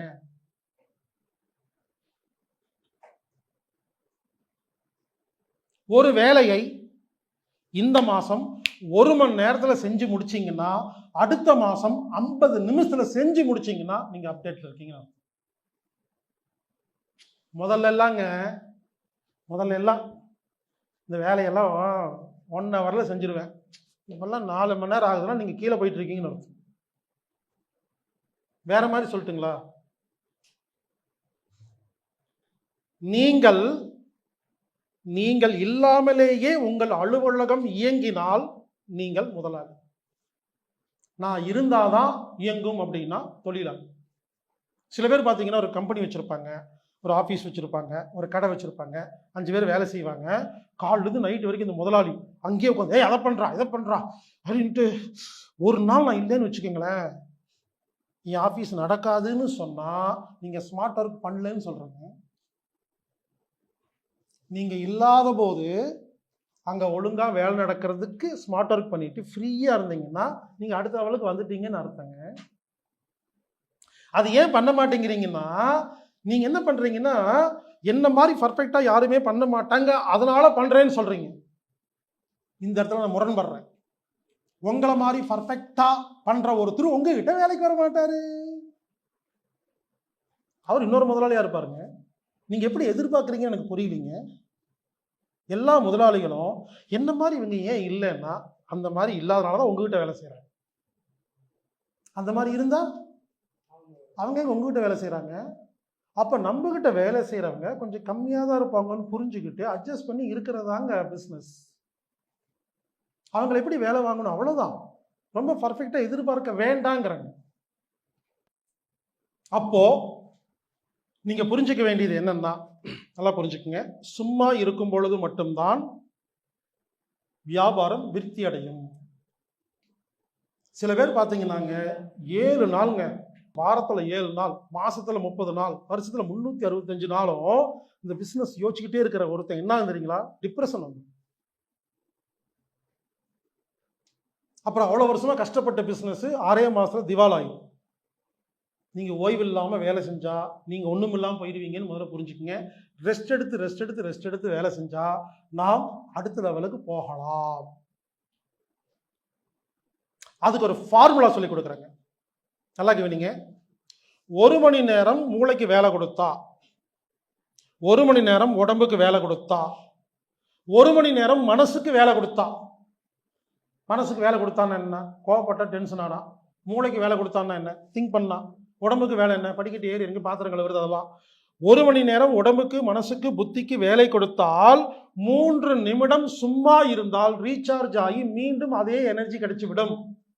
அப்போ 2 மணி நேரம் தொடர்ந்து வேலை செஞ்சா எவ்வளவு நேரம் ஓய்வு எடுக்க வேண்டும்? நம்ம எல்லாரும் கணக்கு படிச்சிருக்கோம். உடனே 6 நிமிஷம்னு சொல்லுவோம் இல்லைங்களா? இதுதான் இங்க தப்புங்கிறாங்க. நல்லா கவனிங்க. 1 மணி நேரம் மூளைக்கு வேலை கொடுத்தா 3 நிமிஷம் சும்மா இருந்தா ரீசார்ஜ் ஆயிரும். 2 மணி நேரம் வேலை கொடுத்தா 6 நிமிஷம் கிடையாது, 9 நிமிஷம் ரீசார்ஜ் பண்ணணும். என்ன புரிய வைக்கிறேன்னா, உடம்பு மனசு புத்தி எவ்வளவு நேரம் ரெஸ்ட் இல்லாம வேலை செய்றீங்களோ ஓய்வு அதிகமாக தேவைப்படும். ஒரு வீட்டில் ஒரு பெண்மணி இருக்காங்க, காலைல எந்திரிக்கிறாங்க. இந்த பெண்களுடைய மிகப்பெரிய ஒரு கொடுமை என்ன தெரியுங்களா, காலைல எந்திரிச்சு சிங்க் பார்க்கும்போது அந்த பாத்திரமெல்லாம் கிடக்கும். முதல்ல அதில் மூஞ்சில முழிப்பாங்க. யோசிச்சு பாருங்க, பாத்திரம் கழுவுறது, அதுக்குள்ள டீ, ஒருத்தருக்கு டீ, ஒருத்தருக்கு ஹார்லிக்ஸ், ஒருத்தருக்கு போர்ன்விட்டா தேவைப்படும், அதையும் கொடுக்கணும். அப்போ பாத்திரமெல்லாம் கழுவி எல்லாத்துக்கும் டீ கொடுக்குறக்குள்ள அதுக்குள்ள டிஃபன் கொடுக்க வேண்டி வந்துடும். 8 மணிக்கு பையன் காலேஜுக்கு கிளம்புவார், 9 மணிக்கு உடனே டிஃபன்லாம் கொடுக்க வேண்டியது இருக்கும். எல்லாம் கொடுத்து வெளியே போன உடனே இந்த வீட்டை பெருக்கணும், மாப் பண்ணணும், துணியெல்லாம் கிடக்கும், துவைக்கணும், வேலையெல்லாம் இருக்குங்க. எல்லாத்தையும் முடிக்கிறக்குள்ள எல்லாம் திரும்பி வந்துருவாங்க ஒவ்வொருத்தரா. மறுபடியும் டீ கொடுக்கணும், மறுபடியும் வடை கொடுக்கணும், மறுபடியும் டிஃபன் கொடுக்கணும், தூங்க போறாங்க. புரிஞ்சுக்குங்க. அப்போ ஒரு பெண்மணி என்ன பண்றாங்கன்னா, பாத்திரம் கழுவிட்டு டீ கொடுத்துட்டு டிஃபன் கொடுத்துட்டு அப்புறம் துணி துவைச்சிட்டு அதுக்கப்புறம் மாப் பண்ணிட்டு எல்லாம் இவங்க என்ன பண்றாங்கன்னா, எல்லா வேலையும் முடிச்சுட்டு ரெஸ்ட் எடுத்துக்கலான்னு நினைக்கிறவங்க எல்லாம் நோயாளி ஆய்விடுகிறீர்கள். நான் ஸ்டாப்பா வேலை செய்யற எல்லாருக்கும் நோய் வரும். உங்க வேலையில தேய்வரை வரும். அப்ப என்ன ஆகுதுன்னா, ஓய்வு இல்லாம காலைல 4 மணிக்கு ஆரம்பிச்சு ஒரு 11:30 மணின்னு வச்சுக்கோங்களேன், அவ்வளவு நேரம் தொடர்ந்து வேலை செஞ்சு ரெஸ்ட் எடுத்தீங்கன்னா உங்களுக்கு 4 மணி நேரம் ரெஸ்ட் வேணும். அப்பதான் மீண்டும் ரீசார்ஜ் ஆக முடியுமா? நான் என்ன சொல்றேன், பாத்திரமெல்லாம் கழுவி முடிச்ச உடனே ரொம்ப நேரமெல்லாம் இல்லை, சோபால 3 நிமிஷம் உட்காருங்க. ரிலாக்ஸா டீ கேட்டா இருப்பா தரேன், ரொம்ப இல்லை 3 நிமிஷம் ரீசார்ஜ் ஆயிடுவீங்க. மறுபடியும் போய் காஃபி எல்லாம் கொடுத்துட்டு ஒரு 3 நிமிஷம் உட்காருங்க. டிஃபன் கொடுத்துட்டு 3 நிமிஷம். அப்போ கணக்கு போட்டு பார்த்தீங்கன்னா 4 மணி நேரம், அதாவது எல்லா வேலையும் முடிச்சுட்டு 4 மணி நேரம் எடுக்க வேண்டிய ரெஸ்ட்டை மொத்தமாகவே 15 நிமிஷம் எடுத்தா போதும். விட்டு விட்டு எடுத்தோம்னா கொஞ்சம் ரெஸ்ட் போதும், மொத்தமாக எடுத்தா லேட் ஆகுங்கிற கான்செப்டை புரிஞ்சுக்கிட்டு நீங்கள் இதை ஹெல்த்துக்கும் பயன்படுத்திக்கலாம், மனசுக்கும் பயன்படுத்திக்கலாம், புத்திக்கும் பயன்படுத்திக்கலாம், பிஸ்னஸுக்கும் பயன்படுத்திக்கலாம். பல பேர் ஏன் தெரியுமா சீக்கிரமா இறந்துடுறாங்க? 24 hours மூளைக்கு வேலை கொடுத்தா உயிர் போயிடும். ஒரு எக்ஸாம்பிளுக்காக சொல்றேங்க. பாரதியார்னு இருக்காரு, பாரதியார், விவேகானந்தர், நா. முத்துக்குமார், இவங்கெல்லாம் சிறு வயதிலே இறந்துட்டாங்க. அதுக்கு என்ன ரீசன் எனக்கு தோணுது என்னன்னா, பாரதியார் நல்லவருங்க, இருந்தாலும் தூங்காம சாப்பிடாம தன்னை கேர் பண்ணிக்காம 24 hours அவர் பொதுமக்களுக்காக, சமுதாயத்துக்காக, கவிதைக்காக யோசிச்சு ரெஸ்டே கொடுக்காதனாலதான் இறந்துட்டாருன்னு நான் சொல்றேங்க. என்ன கருத்து? இதே ரெஸ்ட் கொடுத்து இருந்திருந்தா ரொம்ப வருஷம் இருந்து நிறைய நல்ல காரியம் பண்ணியிருக்கலாங்க. நீங்க செக் பண்ணி பாருங்க. யாரெல்லாம் ஓய்வு இல்லாம பிசினஸ் பண்றாங்களோ, இல்ல ஏதோ ஒண்ணு ஓய்வு இல்லாம பண்றாங்களோ, ஒரு நாள் ஒண்ணுமில்லாம ஆயிடுவாங்க. அந்த சும்மா இருக்கிறது, ரெஸ்ட்ங்கிறது இம்பார்ட்டன்ட்ங்கிறங்க. அப்ப நீங்க என்ன பண்ணணும்? நீங்க ஒரு வேலைக்கு போறீங்க, வரும்போது இந்த இடத்துக்கு வருவோம், விஷயத்துக்கு வருவோம். இதை எப்படி அப்ளை பண்றதுன்னு சொல்றேன். நீங்க ஒரு கம்பெனியில வேலைக்கு போறீங்கல்ல, நீங்க ஏன் அப்டேட் ஆக மாட்டேங்கிறீங்கன்னா சும்மா இருக்கிற நேரமே இல்லை. அப்போ உட்காந்து என்ன பண்ணணும்? சும்மா உட்காந்துக்கிட்டு நான் 15,000 ரூபாய் சம்பளம் வாங்குகிறேன், அடுத்த மாசம் எனக்கு இன்கிரிமெண்ட் வரைக்கும் என்னன்னு யோசிக்கணுங்கிறங்க. நேரம் ஒதுக்குறதே இல்லைங்க. புரிஞ்சுக்கங்க, எங்கிட்ட ஐடியா கேட்காதீங்க. நீங்க சும்மா இருந்தால் உங்களுக்கு ஐடியா வருங்கிறங்க. என்ன பண்ணலாம் என்ன பண்ணலாம் என்ன பண்ணலாம் யோசிக்கும் போது ஐடியா வருங்க. ஐடியா அப்ளை பண்ணி அடுத்த அளவுக்கு போயிடலாங்க. பிஸ்னஸ் பண்ணுறீங்க, 5 நாள் பிஸ்னஸ் பண்ணுறீங்க, ஒரு நாள் ஃப்ரீயாக இருந்து யோசிக்கணும், இது என்ன எப்படி இம்ப்ரூவ்மெண்ட் பண்ணலாம்னு யோசிச்சா ஐடியா கிடைக்குங்கிறங்க. நீங்கள் யார்ட்டையும் ஐடியாலாம் கேட்க வேண்டிங்க. உங்கள் மூளை விட உலகத்தில் பவர்ஃபுல்லாக ஒன்றுமே கிடையாதுங்க. அப்போ ஜெர்மன் டெக்னாலஜி ஏன் சிறப்பாக இருக்குன்னு கேட்டிங்கன்னா, அவங்க அங்கே சும்மா இருக்கிறதுக்கு நேரம் ஒதுக்குறாங்கங்க. நீங்க சொன்னா நம்ப மாட்டீங்க. நான் சொல்றது என்னமோ ரொம்ப மிகைப்படுத்தி சொல்ற மாதிரி இருக்கும். அங்க போங்க, இதை விட மிகையா இருக்கும். ஞாயிற்றுக்கிழமை லீவுங்க, நீங்க வாக்கிங் போறீங்க, எந்த வேலை வெட்டி இல்லைங்க, வாக்கிங் போயிட்டு இருக்கீங்க. எதிரில் ஒரு நண்பர் வராரு. யாரு? 25 வருஷத்துக்கு முன்னால ஸ்கூல்ல ஒன்னா படிச்ச நண்பர். நம்மலாம் என்ன பண்ணுவோம்? அடுத்த நிமிஷம் சினிமாவுக்கு போயிட்டு இருந்தா கூட அதை கேன்சல் பண்ணிட்டு ஃப்ரெண்டோட பேசுவோமா இல்லையா? டேய் மச்சான், 20 வருஷம் ஆச்சுடா, வாடா அப்படின்னு கூட்டிட்டு போயிட்டு என்ன பண்ணுவோம்? ஒரு கடையில் உட்காந்து முட்டை பப்ஸ் வாங்கி பேசிட்டு இருப்போம். இது நம்மளுடைய கலாச்சாரம். ஜெர்மன்ல பாருங்க, எதுக்கு சொல்றேன்னா, 25 வருஷம் உயிர் நண்பனை பார்த்தா கூட ஹை ஹலோ நீ தானே அப்படின்னு பேசிட்டு, சாரி நான் பிஸியா இருக்கிறேன் அப்புறமா பேசுற நம்பர் வாங்கிட்டு மறுபடியும் வாக்கிங் போவாருங்க. புரிஞ்சுங்களா எந்த அளவுக்கு இம்பார்ட்டன்ட் தராங்கன்னு? உன் நம்பரை கொடு, நான் கொஞ்சம் பிஸியாக இருக்கிறேன், பாருங்க பிஸியாக வாக்கிங் போயிட்டு இருக்கேன், ஃப்ரீ நீ போய் அப்புறம் பேசுறேன்னு அவர் போயிடுவாருங்க. அப்புறம் வாக்கிங் போயிட்டு வீட்டில் உட்காந்துட்டு ஃப்ரீயாக ஃபோன் பண்ணி, ஹலோ நான் பார்த்தேன், நீ எங்கே இருக்கிற? ஓ அங்கே இருக்கிற. அப்போ நான் என்ன பண்ணலான்னா, நெக்ஸ்ட் மந்த் 15th ஒரு சனிக்கிழமை ஒரு 4 மணிக்கு மீட் பண்ணலாமான்னு சொல்லி அப்புறம் தாங்க பார்ப்பாங்க.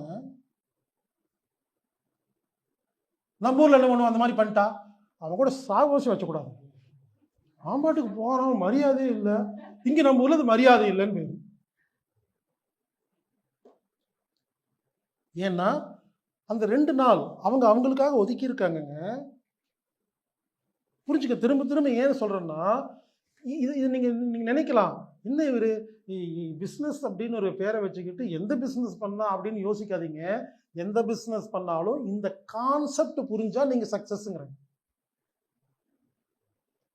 நீங்க யார்ட்டையுமே ஐடியா கேட்க வேண்டாங்கிறங்க. சும்மா இருந்தா ஐடியா வரும். என்னைக்காவது சும்மா இருந்து பார்த்துருக்கீங்களா? பாருங்க, ஐடியா வருங்கிறங்க. அப்போ சும்மா இரு அப்படின்னு யூடியூப்ல பேசியிருக்கேன், இதே விஷயம்தான். நீங்க அதை கேட்டுட்டு இனிமேல் எப்பப்பெல்லாம் ஃப்ரீயா இருக்கீங்களோ சும்மா இருந்து உங்களை நீங்க அப்டேட் பண்ணுங்க. அப்போ உங்களுக்கே வேலைக்கு போகலாமா, பிஸ்னஸ் பண்ணலாமா, ஸ்மார்ட்டாக ஒர்க் பண்ணலாமா, வேலையில் இன்க்ரிமெண்ட் எப்படி வாங்குறது, பிஸ்னஸ் எப்படி நம்ம டெவலப் பண்ணுறதுன்னு எல்லா ஐடியா வருங்கிறங்க. அதுக்கு நேரம் ஒதுக்குனா போதுங்கிறங்க. சும்மா இருக்கிறதோட இம்பார்ட்டன்ட்டுக்கு இன்னொரு உதாரணம் சொல்றேங்க. ராஜபாளையத்தில் பூபதி, ஸ்ரீகாந்த்னு 2 நண்பர்கள். இவங்க ஒரு புக் எழுதியிருக்காங்க. சுகத்தையும் துக்கத்தையும் நிர்ணயிப்பது மனமா சூழலா அப்படின்னு. யாராவது கேள்விப்பட்டிருக்கீங்களா? ஓகேங்க. பூபதி, ஸ்ரீகாந்த்னு பேருங்க. இவங்க 2 பேரும் காலேஜில் ஒன்றா படிக்கிறாங்க, ஃப்ரெண்ட்ஸ். பயங்கரமான மண்டை, எலக்ட்ரிக்கல், எலக்ட்ரானிக், மெக்கானிக் எல்லாத்தையும் கரைச்சி குடித்தவங்க. எல்லாமே தெரியுங்க அவங்களுக்கு.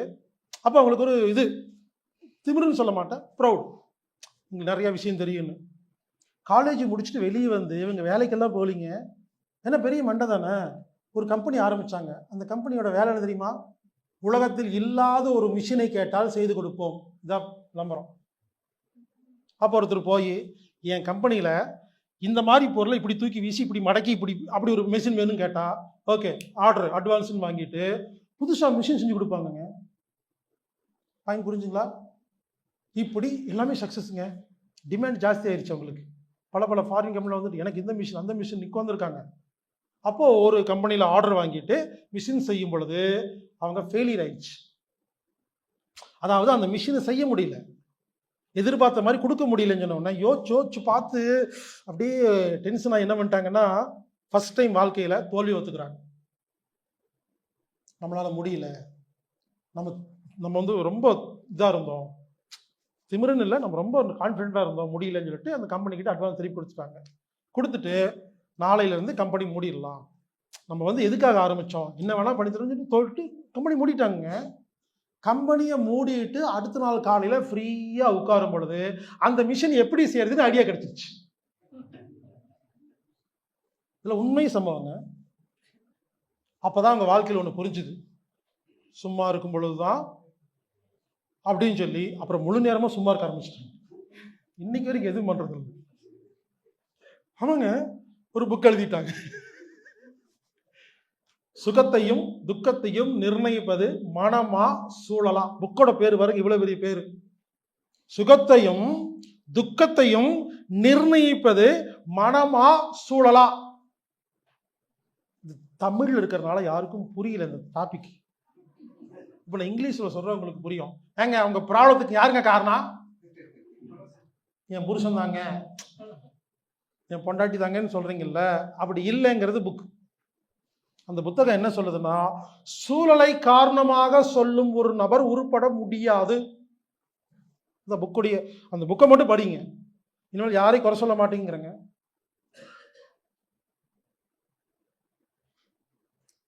அந்த புக்கு என்ன தெரியுமா சொல்லுது?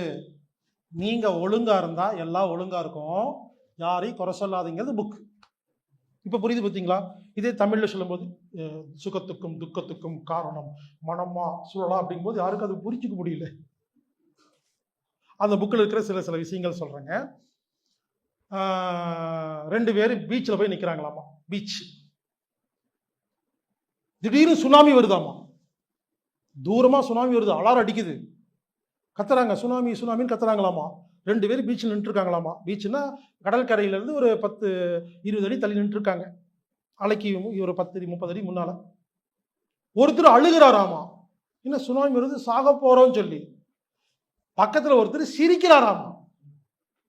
பாருங்க, சூழல் ஒண்ணுதான். இவர் சிரிக்கிறாரு, இவர் அழுகிறாரு. இவர் ஏன் தெரியுமா அழுகிறாரு? இவர் இறந்துருவோன்னு நினைச்சு அழுகிறாருங்க. அவர் ஏன் தெரியுமா சிரிக்கிறாரு? தற்கொலை பண்ண வந்திருக்கிறாரு. அவருக்கு நடக்கிற வேலை மிச்சம் நின்று இருக்காங்க. இந்த புக்கில் இருக்கிற ஒரு டாபிக். இதுல இருந்து என்ன சொல்ல வராங்கன்னா, அந்த சூழல் உங்க மனநிலைமைக்கு வருத்தமாக இருக்கலாம், சந்தோஷமாக இருக்கலாம். சூழல் ஒன்றுதான், நீங்கள் அதை எப்படி எடுத்துக்கொள்கிறீர்கள் உங்களுடைய சிச்சுவேஷன் அப்படின்னு தான் அந்த புக். இது ஒரு புக். பாருங்க, இந்த மாதிரி உதாரணம் சொல்லும் போது ஏதோ புரியுது இல்லைங்களா? இன்னொரு உதாரணம் இன்னும் சூப்பரா இருக்கும். ஒரு பஸ்ஸில் ஒரு கண்டக்டரும் டிரைவரும் இருந்தாங்களாமா. ஓட்டுநர் நடத்துனர் 2 பேருக்கு பயங்கர ஈகோ பிரச்சனையாமா. ஏய் நீ பெரியவனா நான் பெரியவனான்னு எப்பயும் சண்டை பிடிச்சிட்டே இருப்பாங்களாமா. ஒரு நாள் என்னாச்சாமா, பின்பக்கமாக அந்த கண்டக்டர் உட்கார ஒரு சீட் வச்சிருப்பாங்க, உட்காந்து டிக்கெட் கொடுத்துட்டு இருந்திருக்காரு. அப்போ கை உடஞ்ச ஒருத்தர் பஸ்ஸில் ஏறி இருக்காரு, கூட்டமான பஸ்ஸில். கை உடஞ்சவர் பாவம்னு சொல்லிட்டு எந்திரிச்சு என் சீட்டில் உட்காருங்க அப்படின்ட்டு டிக்கெட் கொடுத்துட்டு இருந்தாராமா. உடனே டிரைவர் கோவம் வந்துருச்சாமா. அவர் உடனே கால் உடஞ்ச ஒருத்தருக்கு சீட்டை கொடுத்துட்டு இவர் நின்று வந்தாராமா. பஸ் போகலையாமா. புரிஞ்சுங்களா? கண்டக்டர் பண்றதையே டிரைவர் பண்ண முடியாது. அடுத்தவங்க பண்றாங்க, நீங்க பண்ணீங்கன்னா உருப்பட முடியாதுங்கிறதுக்கு ஒரு உதாரணம். எல்லாரும் எப்படிதாங்க, அவன் பண்றான்லன்னா பண்ணட்டும், உனக்கு என்ன, நமக்கு வேணா பண்ணலாங்க. பாருங்க, இப்போ புரிஞ்சுங்களா? அடுத்தவங்க பண்றாங்கிறதுக்காக நாம் ஒன்று பண்ணணும் அவசியம் இல்லைங்க. நமக்கு அது செட் ஆகாதுன்னா பண்ணக்கூடாது. இந்த இந்த இந்த மாதிரி அந்த புக்கில் சின்ன சின்ன உதாரணம் இருக்குங்க. படிக்கும்போது மிகப்பெரிய வாழ்க்கையில் புரிதல் ஏற்படுங்க. மூணாவது இன்னொரு கடைசி உதாரணம் சொல்றேங்க. அந்த புக்கில் இருக்கிற ஒரு விஷயம், டெண்டுல்கர், கிரிக்கெட் வீரர் டெண்டுல்கர். இவர் பாருங்க பயங்கரமா 4, 6 சூப்பரா அடிப்பாருங்க. ஆனால் இவர் அதிகமா அவுட் ஆனது எப்ப தெரியுமா? 48 ரன்ல 98 ரன்ல தான் அதிகமா அவுட் ஆயிருப்பார். ஏன் அப்படின்னு புக்ல எழுதி இருக்குதுங்க. இப்ப டெண்டுல்கர் என்ன பண்றாராமா, அவர் மனம் வந்து ஃப்ரீயா இருக்குது. 4, 6 அடிச்சிட்டு இருக்காரு. நல்லா கவனிங்க. மனம் திடீர்னு என்ன ஆகுது, 48 எடுத்துட்டாரு. ஆடியன்ஸ் அத்தனை பேர் என்ன பண்றாங்க, 50க்காக கை தட்டிட்டு இது பண்ணிட்டு ஆடியன்ஸ் எல்லாம் என்ன பண்றாங்க, பரபரப்பா இருக்காங்க. இந்த பவுலர் நான் அவுட் பண்றேன், அப்ப டென்ஷன் பண்ணி விட்டுறாங்க. இப்ப இவருக்கு நிர்பந்தம் வந்துருச்சு, 2 ரன் எடுத்தாதான் 50ன்னு சொன்ன. இவர் என்ன பண்றாரு, அந்த அவர் இயல்பா இருக்க இல்லாம சுச்சுவேஷன் மாத்தி கட்ட வைப்பாருங்க. இப்படி குடுகுடு ஓடுவாருங்க. 1 ரன்னுக்கு பிச்சை எடுப்பாருங்க. 6 அடிச்சவரு பயந்து அவுட் ஆகி போயிடுவாருங்க. நீங்க என்ன செக் பண்ணி பாருங்க, உலகத்தில் அதிகமா இந்த 98 ரன்ல அவுட் ஆனது டெண்டுல்கர் மட்டும்தான். அதெல்லாம் 100ஆ இருந்தா இந்நேரம் பெரிய சாதனைங்க. இதெல்லாம் இந்த புக்ல எழுதி இருக்குங்க. புரிஞ்சுக்குங்க. இன்னும் ஒரே ஒரு கடைசி உதாரணம் சொல்றேங்க. கிரிக்கெட் விளையாடுவோம், கிரவுண்டுக்கெல்லாம் போவோம். அப்போ ஃப்ரெண்ட்லி மேட்ச்னு சொல்லுவாங்க. ஃப்ரெண்ட்லி மேட்ச் அப்ப பாருங்க, நாமெல்லாம் பாருங்க 6, 4 எல்லாம் அடிப்போங்க. பெட்டு மேட்ச் வச்சு அடிக்க மாட்டோம். 5000 ரூபாய் பெட்டு அப்படின்னா அப்ப பேட் அப்படியே அவுட் ஆயிடுவாங்க. ஏன்? சூழல். புரிஞ்சுக்குங்க. அந்த புக்கில் இதெல்லாம் இருக்குங்க. எதுக்கு இதை சொல்லிட்டு இருக்கேன்னா, நீங்க புரிஞ்சுக்குங்க. அவங்க அந்த எக்ஸ்பீரியன்ஸ்ல சும்மா இருக்கும்போது தாங்க அவ்வளோ பெரிய ஐடியா கிடைச்சது. நீங்க ஒரு தப்பா புரிஞ்சிருக்கீங்க, நம்ம டைம் வேஸ்ட் பண்ணிட்டா முன்னேற முடியாதுன்னு.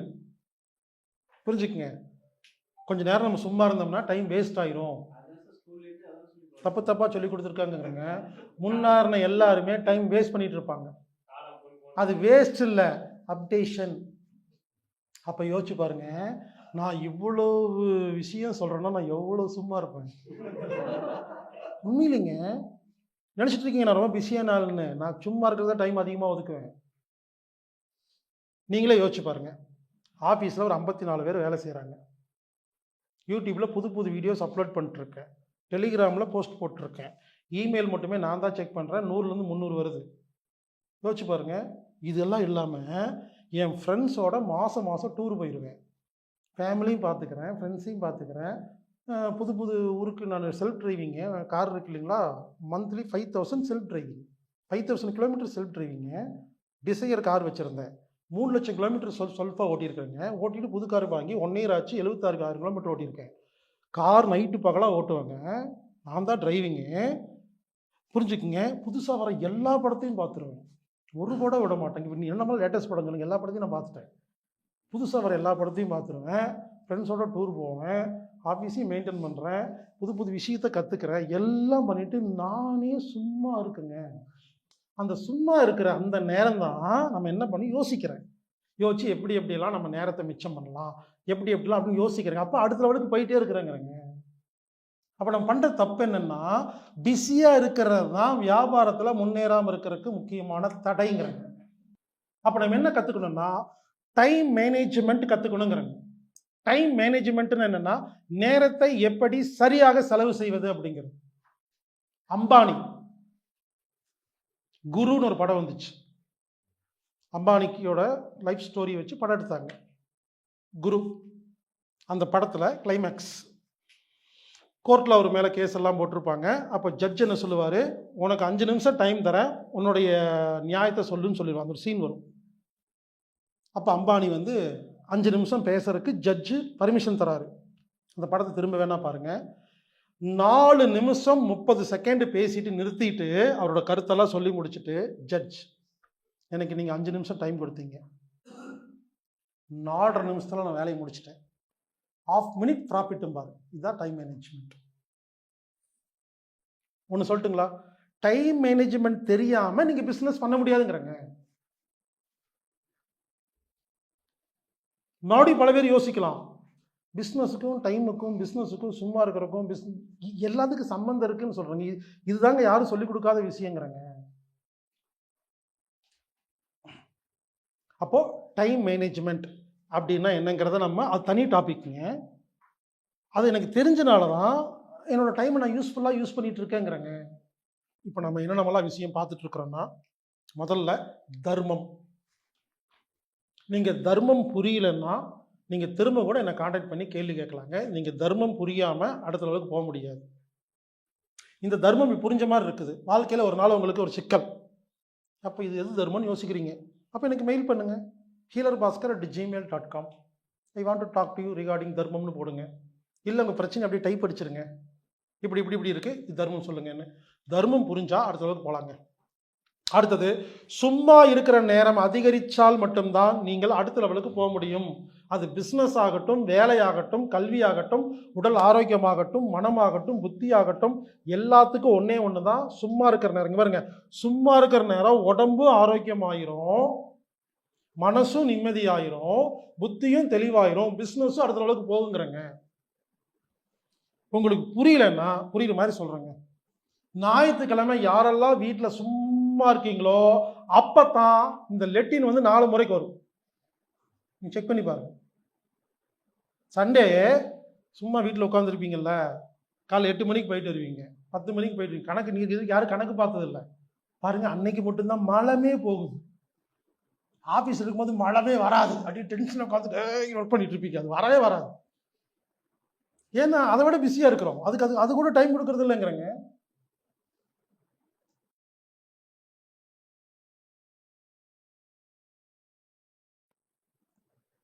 டைம் மேனேஜ்மெண்ட் பார்க்கலாங்க. டைம் மேனேஜ்மெண்ட்னா என்ன அப்படின்னு கேட்டிங்கன்னா, நல்லா கவனிங்க, நேரத்தை சரியாக பயன்படுத்துவது அப்படிங்கிறதா அர்த்தம். நான் எனது நேரத்தை சரியாக பயன்படுத்துவதால் நான் நல்லா இருக்கிறேங்க. நீங்களும் அதே மாதிரி பயன்படுத்துங்க, நல்லா இருப்பீங்க. நேரத்தை எப்படி சரியாக பயன்படுத்துறது புரிஞ்சுக்குங்க. எனக்கு சமையல் தெரியும், புரிஞ்சுக்க, எனக்கு சமையல் தெரியும், ஆனால் சமைக்க மாட்டேன். நான் கற்றுக்குவேன், எல்லாம் தெரிஞ்சுக்குவேன், ஆனால் டைம் வேஸ்ட் பண்ண மாட்டேங்கிறேன். சில பேர் சமையல் தெரியுங்கிறதுக்காக செஞ்சு டைம் வேஸ்ட் பண்ணிட்டு இருக்கீங்க. சில பேர் சமையலே கற்றுக்கல. அப்போ நம்ம என்ன பண்ணணும், எல்லாத்தையும் கற்றுக்கணும், கற்றுக்கிறதுக்கு டைம் ஸ்பெண்ட் பண்ணணும், தொடர்ந்து செய்ய வேண்டிய அவசியம் இல்லைன்னு புரிஞ்சுக்கணும். தெரிஞ்சு வச்சுக்கிட்டு சும்மா இருக்கணும், தேவைப்பட்டால் செய்யணும். நான் கார் ஓட்டுறேன்னா இப்போ நீங்கள் கேட்கலாம், அப்போ டிரைவிங் தெரியுமல்ல ஏன் ஓட்டிகிட்டு இருக்கேன்னு கேட்டால், எனக்கு தனியாக ட்ராவல் பண்ணுறது பிடிச்சிருக்கு, செய்கிறேன், பிடிக்காமல் செய்ய மாட்டேங்கிறேன். டைம் மேனேஜ்மெண்ட்னு என்னென்னா, இப்போ டைம் மேனேஜ்மெண்ட்டில் ரொம்ப முக்கியமான விஷயம் இந்த ஃபோன் தான். இந்த ஃபோனை மட்டும் ஒழுங்காக யூஸ் பண்ண தெரிஞ்சுக்கிட்டிங்கன்னா நல்லாயிருக்கும். இனிமேல் நான் எந்த கிளாஸும் நடத்த வேண்டாம், ஃபோன் எப்படி பயன்படுத்துறதுன்னு சொன்னாவே போதும், ஆரோக்கியம் வந்துடும், நிம்மதி வந்துடும், சந்தோஷம் வந்துடும். நம்ம எல்லாத்தையும் நாசம் பண்ணுறது கையில் இருக்கிறது தான். இப்போ நம்ம வாட்ஸ்அப் வச்சுருக்கோம், ஃபேஸ்புக் வச்சுருக்கோம், டெலிகிராம் எல்லாம் வச்சுருக்கோம் இல்லைங்களா. இது நம்ம நேரத்தை ஃபுல்லாக வாங்கிடுதுங்க. யாருக்குமே டைம் இல்லைன்னு சொல்கிறீங்க இல்லையா, ஏன்னா நீங்கள் செல்ஃபோனில் தேவையில்லாமல் டைமை ஸ்பெண்ட் பண்ணிகிட்டு இருக்கீங்க. அதே செல்ஃபோன் தான் நானும் வச்சுருக்கிறேன், நான் அதில் அடிமையாக இல்லைங்கிறேங்க. நான் வாட்ஸ்அப்புக்கு மட்டும்தான் யூஸ் பண்ணுறேன், ஃபோனுக்கு அதுக்கு மட்டும் யூஸ் பண்ண, டெக்னாலஜி யூஸ் பண்ணுறேன், மிஸ்யூஸ் பண்ணுறது இல்லைங்கிறேன். லேட்டஸ்ட்டாக எல்லாமே வச்சுருப்பேங்க, டைம் வேஸ்ட் பண்ண மாட்டேங்கிறேன். அது எப்படிங்கிறத இப்போ கற்றுக் கொடுக்குறேங்க. அதாவது இப்போ எனக்கு ஒரு எக்ஸாம்பிள், சின்ன சின்ன உதாரணம் தாங்க. இப்போ எனக்கு ஒரு வீடியோ அனுப்புகிறீங்க வாட்ஸ்அப்பில், நான் பார்க்க மாட்டேங்கிறேங்க. நீங்கள் அனுப்பிச்சா நான் பார்க்க மாட்டேங்க, என் டைம் நான் வேஸ்ட் பண்ண மாட்டேங்க. அந்த வீடியோ ஆன் பண்ணுவேன், 2 நிமிஷம் பார்ப்பேன், சும்மா ஓட்டி பார்ப்பேன், இது வேணுமா வேண்டாமா, தேவையில்லை டெலிட் பண்ணிடுவேங்கிறேங்க. வேணும்னா உடனே பார்க்க மாட்டேங்க. புரிஞ்சுக்குங்க. அதை என்ன பண்ணுவேன்னா, லிங்க் எடுத்து நான் ஒரு லிஸ்ட்டு வச்சுருக்கேன், இந்த வீடியோவெல்லாம் பார்க்கணும், லிஸ்ட்டில் கொண்டே வச்சுருவேன். என்னைக்கு ஃப்ரீயாக இருக்கோ அன்றைக்கி தான் நான் பார்ப்பேங்கிறேன். நம்மளாம் என்ன தெரியுமா பண்ணுறோங்க, ஃபோன் வந்தால் உடனே எடுத்துடுறோம். வாட்ஸ்அப் எல்லாம் பார்க்குறனால அடுத்த லெவலுக்கு போக முடியலங்கிறேன். இப்போ நீங்கள் உட்காந்து ஒன்று யோசிச்சுட்டு இருக்கீங்க, திடீர்னு ஃபோன் வருதுன்னு டிஸ்ட்ராக்ட் ஆகுது இல்லைங்களா, அது அடுத்த லெவலுக்கு போக முடியலங்கிறேங்க.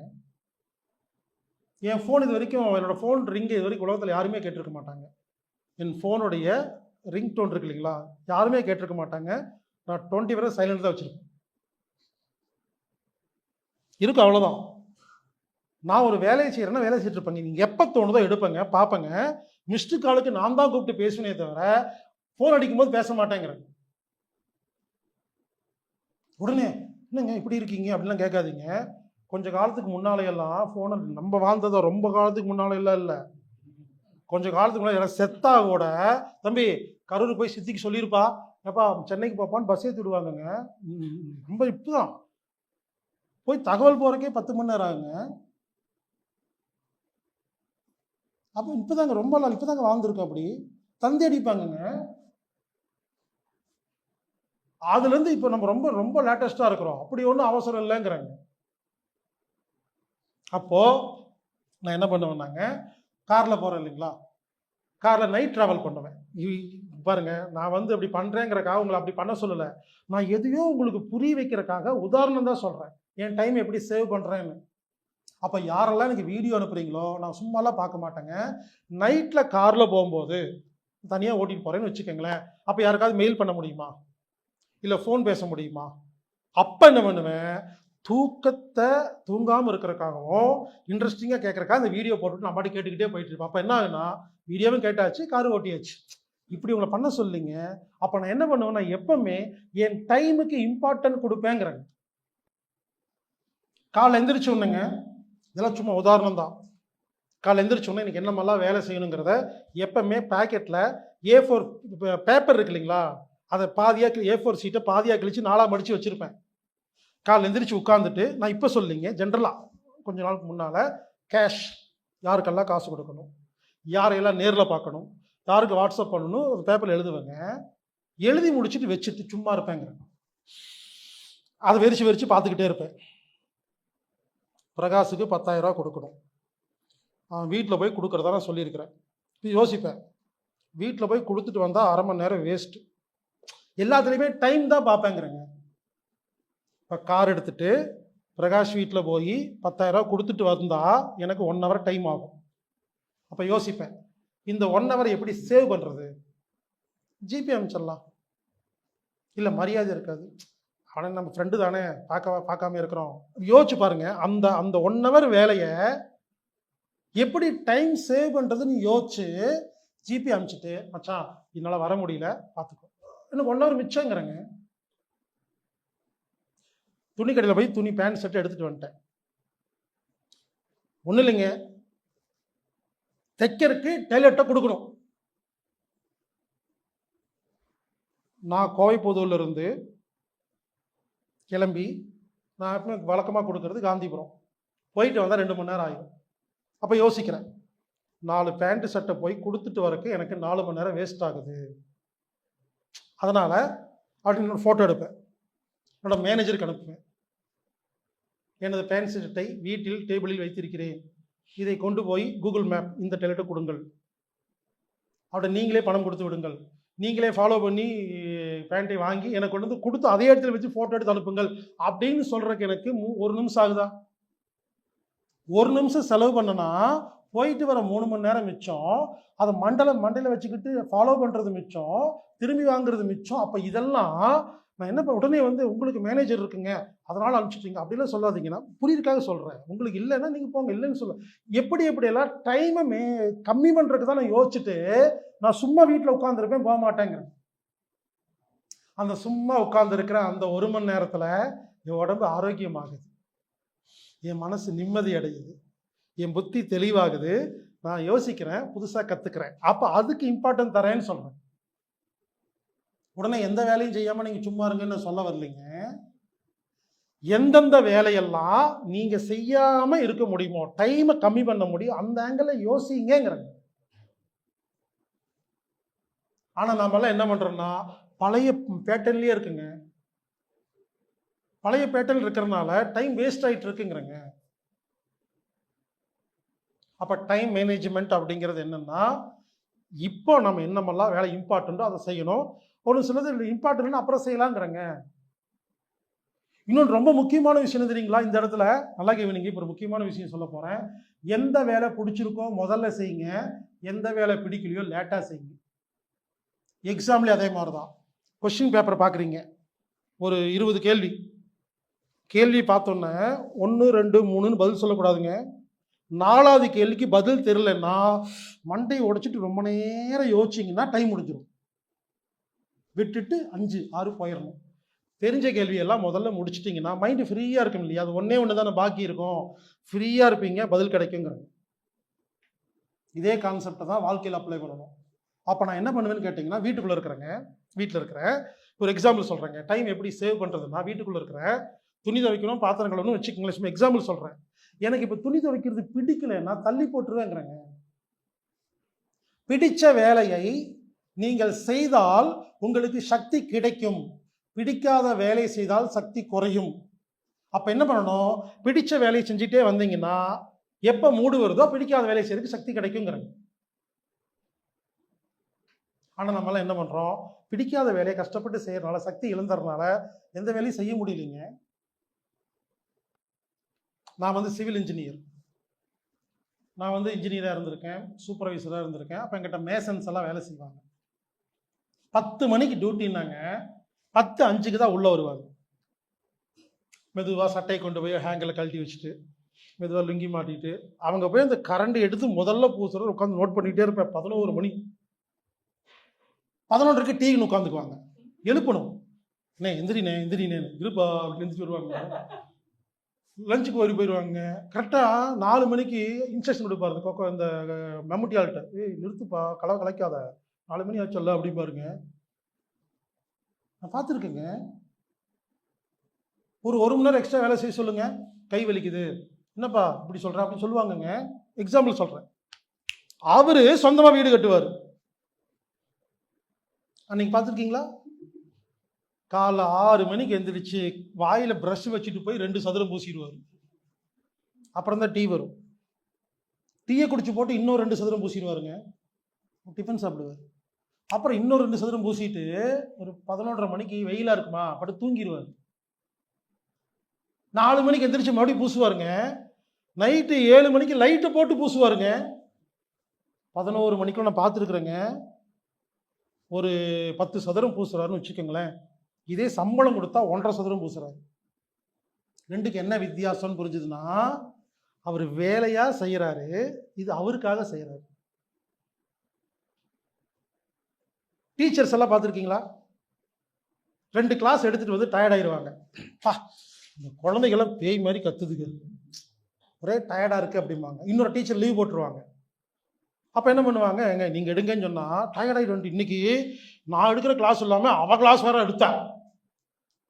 ஏன்னா புரிஞ்சுக்குங்க, பிடிக்காம சம்பளத்துக்காக வேலை செய்கிறீங்க, அப்போ டயர்ட் ஆயிருங்க. இதே உங்களுக்கு குழந்தைகளை பிடிக்கும்னு வச்சுக்கோங்களேன், அந்த குழந்தைகிட்ட பேசுறது நடத்துறது பிடிச்சு பண்ணி பாருங்களேன், அன்னைக்கு எனர்ஜி கிடைச்சிருங்க. புரிஞ்சுக்கலாம். ஏன் பிடிச்ச வேலையை செய்யணும்னு சொல்கிறேன்னா, பிடிச்ச வேலை செஞ்சீங்கன்னா வருமானம் கம்மியாக இருந்தாலும் உடல் ஆரோக்கியத்திற்காக மருந்து மாத்திரைக்கு செலவு செய்ய வேண்டாம், என்டர்டைன்மெண்ட்டுக்கு செலவு செய்ய வேண்டாம், உங்கள் ஹெல்த் பாதிக்காது, மனம் பாதிக்காது, புத்தி பாதிக்காது, அதெல்லாம் ப்ராஃபிட் தானே. அந்த ஆங்கிளில் யாருமே யோசிச்சது இல்லைங்கிறங்க. என் ஃப்ரெண்டு ஒருத்தர் இருக்காங்க, இப்படிதாங்க மாங்குன்னு ஓடுறாங்க, ரெஸ்ட்டே இல்லைங்க, கோடிக்கணக்காக சம்பாதிச்சிட்டாங்க. நான் சொல்கிறேன் ரெஸ்ட்டுடான்னு சொன்னா வினயமாக சொல்கிறான். அப்புறம் 50 வயசுக்கு மேலே நோய் வாய் வந்துடும், படுத்து படுக்கை ஆயிடுவோம்ல, அதுக்குள்ளே சம்பாரிச்சுக்கணுங்கிறான். Pre judgement. யார் சொன்ன 50 வயசுக்கு படுத்துக்கணும்னு சொல்லி? அப்போ அவர் முடிவு பண்ணிட்டார், 50 வயசில் நம்ம படுத்து படுக்கை ஆயிடுவோம். கரெக்டாங்க. அவர் சொன்னார்ல, நீங்கள் வேணா பாருங்களேன், கரெக்டாக 50 வயசில் படுப்பாருங்க. என்ன திரும்ப திரும்ப சொல்கிறாரு அதவே. ப்ரீ ஜட்ஜ்மெண்ட்டுங்க, அப்படிலாம் கிடையாதுங்கிறங்க. அப்போது பிடிச்ச வேலையை செய்யும்போது டயர்ட் ஆகாதுங்க. அதுக்கு தாங்க திரும்ப திரும்ப சொல்கிறேன். இப்போ நான் மறுபடியும் சொல்கிறேங்க, 300 மேலுக்கு பதில் சொல்கிறேன், உட்காந்து பேசிகிட்டு இருக்கு இல்லைங்களா? இதில் என்ன தெரியுமா ஒரு கொடுமையான விஷயம் என்ன தெரியுங்களா? 20 வருஷமாக ஒரே டைலாக ஒரே மாடுலேஷனோட பேசணும். எனக்கு போர் அடிக்காதுங்க, நீங்கள் டயர்ட் ஆகாதுங்க. ஏன்னா நான் பிடிச்சு பண்ணுறேங்க. அப்போ உங்கள் வேலை, உங்கள் பிஸ்னஸ் பிடிச்சிருந்ததுன்னா நல்லா பண்ணலாம். அப்போ நீங்கள் செலக்ட் பண்ணும்போது லாபம் அதிகம் கிடைக்கிற பிஸ்னஸ் செலக்ட் பண்ணாதீங்க, பிடிச்ச பிஸ்னஸை பண்ணுங்க, லாபம் கிடைக்குங்கிறாங்க. Time management. இனிமேல் எந்த காரியம் செய்கிறதா இருந்தாலும் அதில் எவ்வளோ டைம் செலவாகுதுன்னு பாருங்கள். அதை குறைக்கணுங்கிற ஆங்கிளில் இது வரைக்கும் யாருமே திங்க் பண்ணதில்லைங்கிறாங்க. நேரத்தை எப்படி மிச்சப்படுத்துறோங்கிறது தான் ப்ராஃபிட் அப்படிங்கிறாங்க.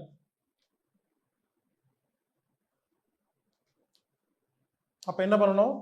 இடையிலேருந்து உட்காந்து யோசிச்சுட்டு நேற்று செஞ்ச வேலையை இன்னும் கொஞ்சம் குறைஞ்ச நேரத்தில் எப்படி செய்கிறது யோசிக்கணுங்க. யோசிக்க யோசிக்க யோசிக்க உங்கள் டைம் மிச்சமாயிட்டே இருக்கும். டைம் மிச்சமாக மிச்சமாக ஆரோக்கியம் அதிகமாகும், நிம்மதி அதிகமாகும், வருமானம் அதிகமாகும், பிஸ்னஸ் அதிகமாகும்.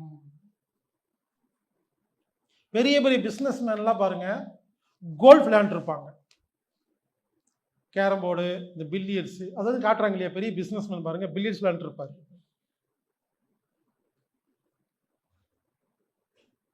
ஏன்னா அவங்க என்ன பண்றாங்கன்னா திங்க் பண்றதுக்கு அதிக டைம் ஒதுக்குறாங்க. யாருக்கெல்லாம் நல்ல பிஸ்னஸ் வேணுமோ முதல்ல வேலை ரிசைன் பண்ணுங்க. வீட்டில் இருந்து சும்மா உட்காந்தாதான் புது பிஸ்னஸ்க்கு ஐடியாவே கிடைக்கும். பல பேர் எப்போ எனக்கு ஐடியா கிடைக்குதோ அப்போ தான் ரிசைன் பண்ணுவீங்கன்னா ஐடியா கிடைக்கவே கிடைக்காது. பிஸியாக இருக்கிற வரைக்கும் அடுத்த ஐடியா கிடைக்காது. ரிசைன் பண்ணிட்டு சும்மா உட்காருங்க, 3 மாதம் பெருசாலாம் ஒன்றும் சொல்லுங்க, வீட்டில் வந்து சும்மா உட்காருங்க, சாப்பிடுங்க, உட்காருங்க, தூங்க, எந்திரிங்க, பண்ணிட்டுருங்க. 3 மாதத்தில் உங்களுக்கே ஐடியா வந்துடுங்க. ஏற்கனவே போன வேலையை விட 5 மடங்கு சம்பளத்துக்கு வேலை போவேங்கிறாங்க. ஆனால் அப்படி போக முடியுங்கிற நம்பிக்கையும் கான்ஃபிடென்ட்டும் யார்ட்டையுமே இல்லை. ஆரம்பத்தில் நான் வந்து யோகா சென்டர் நடத்திட்டு இருந்தேன். அப்புறம் சிக்கல் வந்து நடத்த முடியாமல் போச்சு, சும்மா இருந்தேன். அப்போ தான் அக்குபஞ்சர் படித்து அக்குபஞ்சர் டாக்டர் ஆகிட்டேன். அது நடத்த முடியாமல் ஒரு பிரச்சனை வந்துருச்சு. அப்புறம் சும்மா இருந்தேன். அதுக்கப்புறம் தான் ஈழர் பாஸ்கராக மாறிட்டேன். ஒருவேளை அந்த யோகா சென்டர் ஒழுங்காக நடந்திருந்தா நான் ஏன் ஈழர் பாஸ்கர் ஆகிறேன்? புரிஞ்சுங்களா? ஒரு பிஸ்னஸ் பண்ணும்போது லாஸ் ஆனால் அது பிஸ்னஸ் ஒன்றும் இல்லாமல் போனால் அப்டேட் ஆகிட்டீங்கன்னு அர்த்தம். வெளியே வாங்க, அடுத்து அதை விட அதிகமாக பண்ணுங்க. ஒரு வேலை மேனேஜர் திட்டி வெளியே வந்துட்டிங்கன்னா அப்டேட் ஆகிட்டீங்கன்னு அர்த்தம். வாங்க, சும்மா இருங்க, அதை விட அடுத்த வேலை இடத்துக்கு போகலாங்கிறங்க. அப்போது வருஷத்துக்கு ஒருக்கா ரிசைன் பண்ணி சும்மா இருந்து பண்ணுறதை விட டெய்லி 6 மணிக்கு மேலே நேரம் ஒதுக்கிட்டீங்கன்னா டெய்லி அப்டேட் ஆகிட்டு இருப்பீங்கன்னு சொல்கிறேன். தியாகராஜன் ஒருத்தர் இருக்கிறாருங்க கோயம்புத்தூரில். அவர் வந்து ஒரு அக்குபஞ்சர் மருத்துவர். அவர் ஒரு பேங்க்கில் ஒர்க் பண்ணுறாரு. காலைல 10 மணிக்கு டியூட்டி, 5 மணிக்கு டியூட்டி முடியும். சப்போஸ் ஒரு நாள் மேனேஜர் அவர்கிட்ட ஒரு 5:15 வரைக்கும் இருந்து வேலையை முடியுங்கன்னு சொன்னால், சாரி சார், 5 மணி வரைக்கும் தான் நீங்கள் மேனேஜர், 5:05க்கு நீங்கள் மேனேஜரே இல்லைம்பாரு. நீங்கள் ஒர்க் கொடுக்குறதா இருந்தால் காலையிலே கொடுத்துருப்பேன், நான் முடிச்சு கொடுத்துருப்பேன். முடியாதுன்னு வெளியே வருவாருங்க அவர். அதுக்கு ரிசைன்லாம் பண்ண மாட்டோம். புரிஞ்சுக்க, நம்ம இன்னும் கோபப்பட்டு ரிசைன் பண்ணிடுறோம். ரிசைன்லாம் பண்ணக்கூடாது. அந்த கொள்கையோடு அதே இடத்துல இருக்கிறதாங்க கெத்து. அப்போ புரிஞ்சுக்கிட்டார் மேனேஜர், இவர் இப்படி தான் பண்ணுவாருன்னு. இப்போ மாற்றிட்டாருங்க. அவர் என்ன சொல்கிறாரு, ஓப்பனாக பேசுகிறாரு, சார் இங்கே 50 பேர் வேலை செய்கிறாங்க, எல்லாத்த விட நான் தான் அதிக வேலை செய்கிறேன். அதுக்காக நான் குறை சொல்லலை. நான் என் டியூட்டியை முடிச்சுட்டு 5 மணிக்கு கிளம்பணுங்கிறேன், ஏன் எனக்கு வேலை தரீங்க? நாளைக்கு பண்ணுறேன் பாருங்கிறேங்க. 5லேருந்து 5:01 என்னோட நேரம். நீங்கள் வேலை கொடுங்க, நான் பண்ணுறேன், நாளைக்கு பண்ணுறேன் சொல்கிறாருங்கிறங்க. சண்டை பிடிக்கிறது இல்லைங்க, நமது கருத்துக்களை சொல்கிறது. ஏற்றுக்குவாங்க, சொல்கிற மாதிரி சொன்னால் ஏற்றுக்குவாங்கங்கிறங்க. நம்ம சண்டை பிடிக்கிறோம், இல்லை ரிசைன்மெண்ட் வந்துடுறோம், கிடையாது. சண்டையும் முடிக்க வேண்டாம், ரிசைனும் பண்ண வேண்டாம். மரியாதையாக சொன்னால் கேட்பாங்க. நமது கொள்கையில் தெளிவாக இருக்கணும்னு சொல்கிறோம். இப்படி நிறைய கான்செப்ட் இருக்குங்க. ஒவ்வொரு கான்செப்டாக பார்ப்போம். அன்பு நண்பர்களே, இன்னைக்கு நாம் தர்ம வாழ்வாதார வித்தை 2வது நாள் வகுப்பு இதோடு நாம் நிறைவுக்கு வருகிறோம். இன்னைக்கு நாம் தர்மத்தை பற்றி தெரிந்து கொண்டோம். தர்மம் மிக மிக மிக முக்கியம். டைம் மேனேஜ்மெண்ட், நேரத்தை எப்படி கையாளுறதுன்னு தெரிஞ்சுக்கிட்டோம். சும்மா இருக்கிறது மூலியமா அப்டேட் எப்படி ஆகிறது அப்படின்னு தெரிஞ்சுக்கிட்டோம். இது 3மே வியாபாரத்தில், பொருளாதாரத்தில் மிக மிக முக்கியமான விஷயங்கள். இது தெரியாம பிஸ்னஸ் வியாபாரம் பண்ணவே முடியாது. ஆனால் எந்த ஒரு பிஸ்னஸ் வகுப்பிலையும் இதை சொல்லிக் கொடுத்ததே கிடையாது. எனவே இந்த மூன்றையும் கெட்டியாக பற்றி கொள்ளுமாறு கேட்டுக்கொள்கிறேன். நண்பர்களே, என்ன நீங்கள் பிடிக்கிறது ரொம்ப சுலபம். பல பேர் சொல்கிறீங்க, ஏங்க உங்களை எப்படி காண்டாக்ட் பண்ணுறதுன்னு தெரியலிங்க, 10 வருஷமாக தேடிட்டு இருக்கேன் அப்படிங்கிறீங்க. என்ன பிடிக்கிறது ரொம்ப சுலபங்க. எனக்கு ஒரே ஒரு கம்யூனிகேஷனுங்க, email healerbaskar@gmail.com, HEALER healer BASKAR@gmail.com. பாஸ்கருக்கு வந்து BH வராதுங்க, கடைசியில் ERலாம் வராது, நல்லா கவனிங்க. HEALER healer BASKAR@gmail.com. இதை மட்டும் மனப்பாடம் பண்ணி வச்சுக்கோங்க. டெய்லி 100 முதல் 300 பேருக்கு இமெயில் மூலமாக இலவசமாக நான் ஆலோசனை கொடுத்து கொண்டிருக்கிறேன். அதனால் என்னை பிடிக்கிறது ரொம்ப சுலபங்க. எந்த சந்தேகமாக இருந்தாலும், எந்த சஜஷனாக இருந்தாலும், இல்லை என்னை கான்டாக்ட் பண்ணணும்னா எந்த விஷயமா இருந்தாலுங்க healerbaskar@gmail.comக்கு இமெயில் பண்ணுங்க. இமெயில் பண்ணும் பொழுது உங்கள் பேர், தொலைபேசி எண், ஊர், கேள்வி ஒரு லெட்டர் மாதிரி டைப் பண்ணி அனுப்புங்க. சில பேர் ரொம்ப சிம்பிளாக எலும்பு உடஞ்சி போச்சு என்ன செய்யறது அப்படின்னு அனுப்புகிறாங்க. உங்கள் பேர் என்ன வயசு, எந்த ஊரில் இருக்கீங்க, நான் எப்படி உங்கள் ஊர் என்னன்னு தெரியாமல் நான் எப்படி உங்கள் ஊரில் இருக்கிற ஒரு நல்ல ஒரு வைத்தியரை நான் சிபாரிசு செய்கிறது, புரிஞ்சுங்களா? ஒரு கடிதம் போல் எழுதி நீங்கள் அனுப்பிச்சி வைங்க. உங்களுக்கு பதில் சொல்வதற்காக நான் காத்திருக்கிறேன். healerbaskar@gmail.com. அதில் என்ன நீங்கள் டைரெக்டாக தொடர்பு கொள்ளலாம். சரி நண்பர்களே, நாளை 3வது நாள் வகுப்பில் நாம் ஆர்கானிக் ஷாப் எப்படி வைக்கிறதுன்னு பார்க்க போகிறோங்க. நாளைக்கு இந்த ஆர்கானிக் ஷாப் எப்படி வைக்கிறதுன்னு தெரிஞ்சிருச்சுன்னா இதே கான்செப்டை வச்சு நீங்கள் எந்த தொழில் வேணாலும் செய்யலாம். அதனால் நாளை வகுப்பு முழுமையாக கவனிங்க, நோட்ஸ் எடுங்க, கண்டிப்பாக உங்களுக்கு உபயோகமாக இருக்கும். மீண்டும் சொல்கிறேன், இந்த வகுப்பு 1 மணி நேரத்தில் முடியாது, சுமார் 1.5 மணி நேரம் ஆகும். எனவே அதற்கு மனதை தயார் பண்ணிக்கங்க. மீண்டும் நாளை 3வது நாளில் நாம் சந்திப்போம். இப்படிக்கு ஹீலர் பாஸ்கர். வணக்கம் நண்பர்களே.